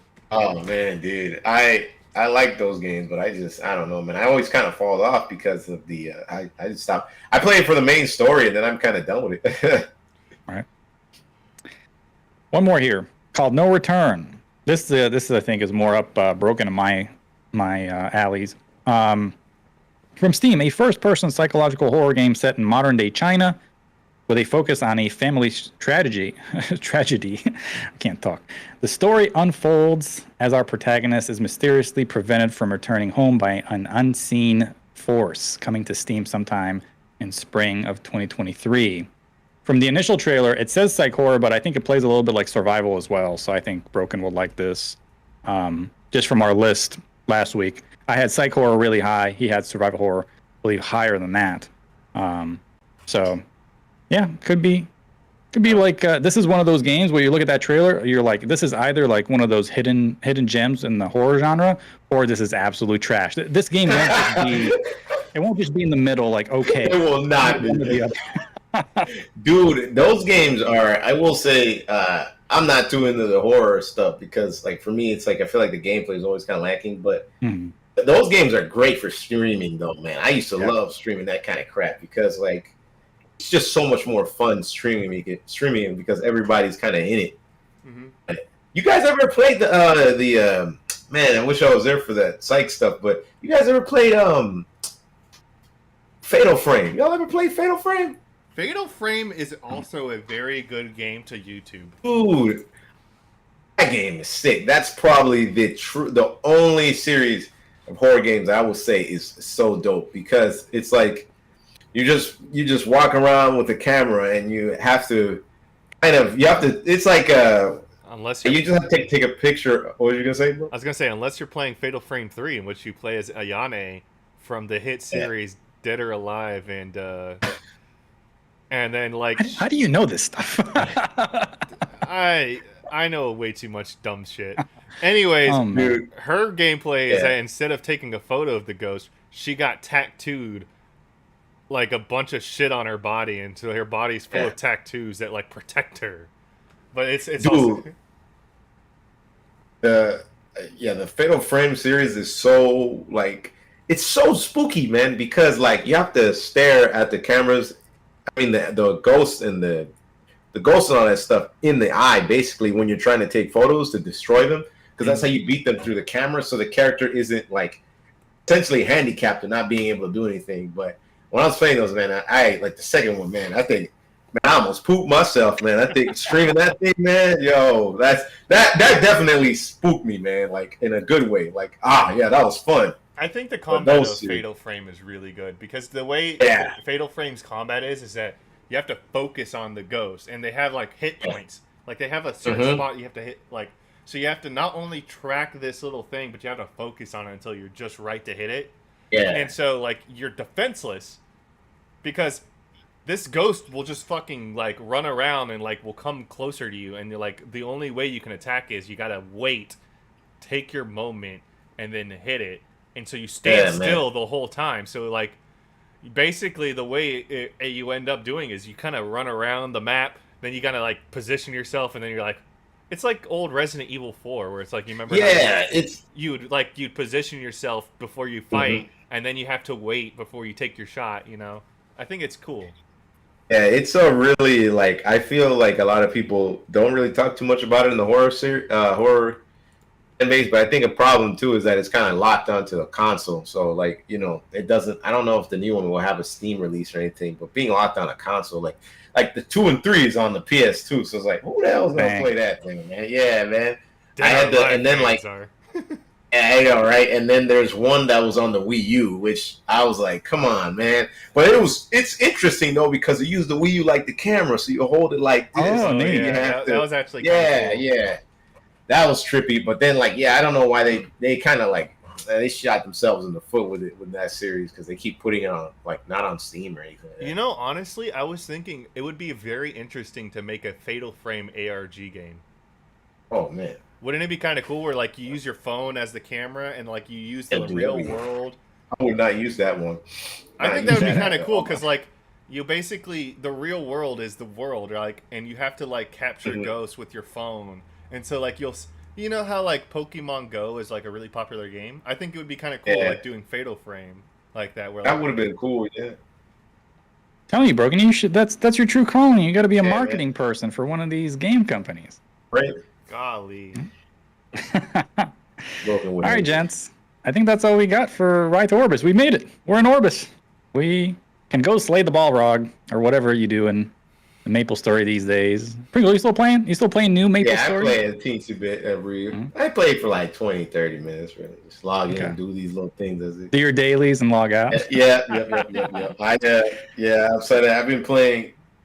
I guess I'd say, I just playing a little bit of it. It's not so bad. I wish I could find a good MMO that wasn't like I had to spend money for it and Yeah. get I'm rekindle telling my you, experience. I'm telling you, the new Riot game. I will do you a solid, Pringle. When is that gonna come out, man? Nobody knows, man. I'm gonna do you a solid, Pringle. When the new Riot MMO comes out, I will try it, and I will let you know if it is worth your time. Because it's not gonna be worth your wallet. It's gonna be worth your time, and I will. He'll let- fall on the sword for you. I will fall on the sword for you, Pringle. Oh, Go man. for it, man. I haven't really been playing Royals. I just been kind of chilling with my maples, but you know how it be. It kind of ebbs and flows right now. I'm just chilling I haven't in even my MMOs. played FF14 in a while. I'm not actually behind now, like desperately Dang. behind. So I'm like, Ooh, Too much Yakuza 7. it's either that or it's like The I'm patches too are so busy. huge, though. I'm too busy with like life that I'm like, Life. do I really want The ultimate final boss. Yeah. Yeah, Do I really right. want to log Dude. in a game for like 3 There- hours per day? There's a subreddit called like Life. I don't know if you ever seen that sub. Let me see. And I like what the oh yeah, it's called Outside, free to play MMORPG. Oh man, that's the best. That's the best. You gotta. That's a good Oh, note. dude. You gotta like work on your job and not like Mhm. build crafting on your job because your job will give you the best resources. Yeah. Mhm. And my party members suck. My party members are It's a- non-existent. A subreddit for Outside, a free to play MMORPG with 7 billion plus active players. Oh. Hey guys, Hey, my look party at- members are bad. You guys want to trade party members real quick? Well, this is one of the any good training methods for the music skill tree. That's Permanent great. happiness debuff. Oh man. I gotta check out that Reddit out. That's pretty fun. Yeah. Oh man. All right, let's get out of here. Pringle, it's great having you back on episode 10. Hopefully you can join us for more of 20. these more so often. Broken, you know, you're the constant. You're the consistent member of our group. You know, you're always there with lore ready, and you know the Pokimane on the wall and the D-Gen mouse pad. We always know what to expect from you. There she is, No, folks. dude, those mouse pads. What that guy with the booty one? I started cracking. Oh I'm man. sorry, that was- guys, but Oscar's here to stay. Hey, I hey, didn't know people actually kept those. I thought they would just like hey! Here's have the it as a thing. joke. Here's the thing. I also don't. I don't just have Oscar. For all my you God, they're gonna be weeaboos banned. out there, Bruh, he got S. Oh no. for Oh, all no. you weeaboos out there, I also have S. There you go. It's a little bait for the people. If you want to see Broken's lewd mouse pads of waifus, you got to check out the video version of this podcast. But There you go. that was it. This was Right to Orbis. We'll be back next week talking about some other things. And until next time, you know what to do. Keep it classy. We'll see you all next week. Peace. Peace. Peace, y'all. Take care. All right, I can finally say it because we're no longer in the podcast. I bet you Right. the reason why you don't like Firewatch is because the only character in the game is your character, and so like there's a bunch of stuff that happens, and you're like, oh, I'd like to see where this all leads, but like, there's no payoff. Yeah, exactly. That's so. Yeah, there's no payoff. You got high Firewatch. ratings. Firewatch at the end. It kind of sucks at the end. You just realize that everything you've done. So the game is like what, 6-8 hours long, depending on how you play it. At the end, you realize that the last 8 hours have been inconsequential. You're like, wow, that was. I mean, the journey was cool, but then to know that like everything I did meant nothing, I was like, wow, that's, just you feel empty. They're like, oh, I had a feeling it was that. I was like, I bet you I can pinpoint the exact reason why you don't like that. yeah, game. yeah. It's a bummer, but I always hate games like that where it's like things are happening outside, and like if the game forces you to be like, hey, you need to interact with what's going on, and then like you get to it and there's nothing there, and it's like you were they too rushed late, the ending or too. so- Yeah, they rushed the ending. It's like they had all these ideas and all these different branches that they want to eventually tie in. And I don't know if they ran out of time or funding, but you could tell that at the end, they've just said, it's like, hey, what happened to that mysterious man? I was like, don't worry about him. Let's worry about this for a second. And then it's like, they didn't finish that. And then they never even tied anything in. And I was like, wow, well, that sucks. And then the credits roll, and I was like, well, that was whack. Dude. Oh, Exactly. I like I heard Walking this. Sims too.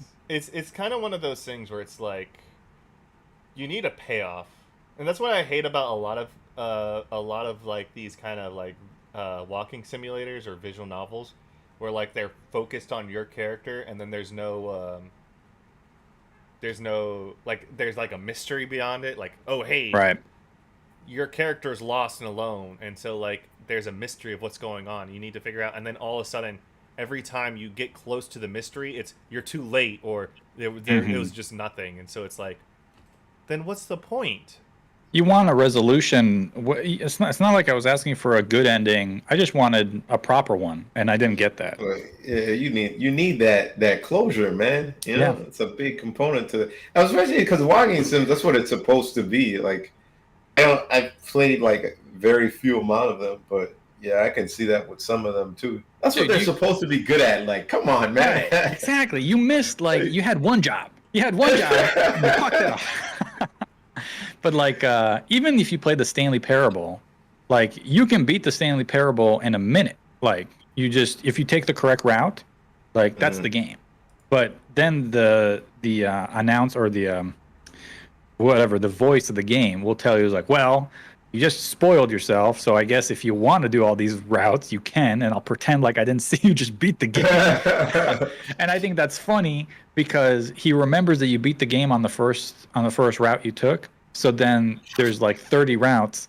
So every time you beat the game, he was like, wow, I bet you're really excited about this one. Not like you saw the final ending or anything. I love it when they do that because it's like the game knew I took that route. Yeah. Yeah. So it's got some cool tidbits about that. Yeah, And that's one of the best walking sims, I think.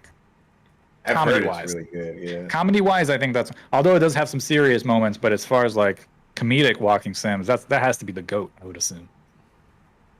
It's great. And then he Yeah. made another one that's like more so dramatic from the same developer. So I was like, oh, that was really good. Haven't seen too much of that. I heard a lot of people say Firewatch was good too.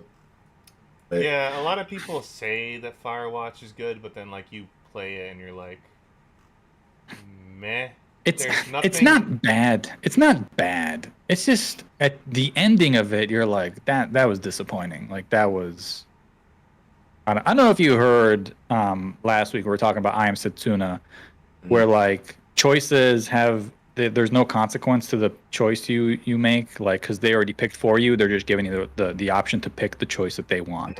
So Firewatch does this thing where it's like it's having you explore these areas, but the game already knows that you're not going to find anything, and it knows that it's not going to deliver, even though it's sending you on this mission. So it's kind of like asking you a question, and if you say yes or no, is like they're just going to disregard doesn't it. matter. I So- really don't like it so when annoying. games. Yeah, I know some games. I'm fine with some games that do that if that's not the core aspect of it. But when the core aspect is about the storytelling and it does ask you so many damn questions, why you ask me questions if it don't matter? Right. The Walking Does Dead it change Dead anything? did that really well, as well as The Wolf Among Us, where like they don't ask you questions just to ask you questions. Like, there's a reason why Snow White is asking like what you did last night, is because that's gonna like change the story. It's like, oh, were you at the murder scene or were you over here? It's like there's I don't know, but I Am Setsuna. I remember there's a point in I Am Setsuna, like midway through the game, and one of your party members, I think, either gets kidnapped or they're going to be a party member of yours, and you have the option to go save them, or continue on with your quest, and everybody is like surrounded, and they're like, I say we go save her. I say we go save her. I was like, yeah, that's a good idea. And then they move over to the protagonist and they ask him, like, what do you think? And the options are, yes, let's go save her. And the options like, nah, let's just keep going. So I remember I did that one. I was like, nah, let's just keep going. And everyone is like, no, I don't think that's what we should do. And then they went and we had to go save her anyway. It's so stupid. I noticed that because like when I started playing the game, I would notice like the villagers, they don't like you because like the first moment you go into the village, you try to kill Setsuna, and then they're like, "Oh, that's your mission." Yeah, that's your mission is to kill Setsuna. And then like the thing that I think is stupid is like there's the moment the village gets raided, they're like, "We don't trust you, so we're gonna have to stick with us." And you can literally say, "Nah, fuck you guys. I think the village is fucked." And then, like if you pick it, she's like, "No, you gotta stay with us because I don't trust you." I'm like, then why the hell am I asked to like what my opinion is? Yo, Setsuna like is such a whack character too. Like she's so tropey. Like she is the trope. Like she is literally the princess character of all princess characters. I knew what she was gonna say before the dialogue read out. And I was like, of course you would say that shit. I believe we should all be saved, and I believe this. And I'm like, okay, look, I get it. You're a support character. You don't have to lean all the way into support character, okay? Mm-hmm. Jesus. I know Dragon Quest does that, and then like, of course, it gives you the option sometimes. But what's funny is at least Dragon Quest will do stuff like if you keep doing it a certain time, the characters will get pissed, or they'll give you some sort of different reaction that makes it worthwhile. But I remember it like what's funny is in the first Dragon Quest. Now y'all never will play it. But the first Dragon Quest, towards the end, right when you're about to beat the final boss is like, you want to join the darkness or whatever. Oh, I forgot what it's called. Ooh, that's a cool and then it's like if you're like, yeah, then that's the game. The game ends, and you literally join sick. Yeah. So the first Dragon Quest did something funny like that. If you say no, you fight the guy and you try to destroy him. But I remember that stuff like that is always fun. Yeah, man, they did little things like that to at least make it not feel so pointless, like decisions. Yeah. I will say. Anyways, y'all. I will say that that's now like a cool new thing that they do back in like they're doing is like hey do you get to the final boss and the final boss will be like, hey, do you want to join me? Oh yeah, right, yeah. Right quick before I leave, there's Golden Sun. I don't know if you guys heard of that game, GBA game. And in the beginning, it's like, all right, man, you want to go on this quest to save the world? And then you can just walk out and the game just ends. Right awesome. In the beginning too, like the first 2-3 hours or something like that. So I like stuff like that. All right, y'all, take care, man. I'll try. Hopefully, I'm here next week and stuff like that. But you said you're gonna go look at a car. Yeah, I'm gonna look at a car in a bit. Man, good luck. Man. Sweet. Yeah, man. Hope it works out. We'll see. But all right, y'all, take care, y'all. Peace. So I was gonna say my favorite thing is like, hold on, I gotta now change. I'm just gonna take off the boxes because there we go. Take those boxes off. Yeah, we don't need them. Screw them boxes. I think my favorite thing is the fact that like when you play a game and it's like, here's a critical mission in the beginning of the game. It's like, oh, my girlfriend got kidnapped. I can go save her, or I could be like, you know what? There's plenty of fish in the sea. Right. Just end the game. I love how there's an actual like super action-packed like secret spy game that's like that, where it's like at the beginning of the game, it's like, do you want to go on this mission to save your girlfriend? And then like if you get back in your car, it's like the guy will be like, you know what? There's plenty of fish in the sea. I don't really have to go and defeat the government. Oh man. Yeah, why not? She'll be fine. She'll be fine. What should I do for lunch, Broken? What do you think? I guess not even lunch. It's like closer to dinner time. You know what? I am thinking about doing this. I haven't had actual Asian food in forever. I had Panda, but that's Panda. Thinking about like going to go get like legit actual like Asian food. Like I might go to chopsticks or like ramen. Don't put the idea in my head. Now I'm gonna want to do that. Thinking about it? Man, I haven't had Chinese food in forever. Yeah, I know, right? Like if you think about it, like when's the last time you had this? I wonder if there's a Chinese spot around here.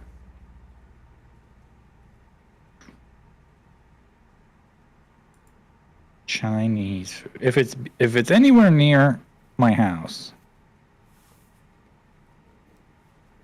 Because I got to go get some boots for my new job. So Wait, you got a new job? yeah. Where at? Or what are you doing? I'm gonna be bar backing and busing tables. Okay. Basically, it's gonna be for $4.16 instead of the $2 that I had, and I keep the tips, so I get paid and the tips, instead of Let me see. the money that you get paid is basically in case you don't get tipped enough. Yeah. Do you So- still get to keep somewhat of a flexible schedule? Yes, I get to keep a flexible schedule.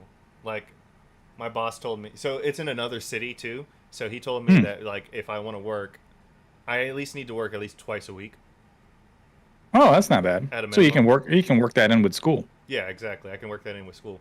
Plus, he'll drive me to the place. So I just got to park my Sweet. car somewhere, and then he'll pick me up and drive me to Killeen, which is like a long ass drive that I don't want to do. So Right. he's like, "Yeah, I'll Gas. drive you." Damn.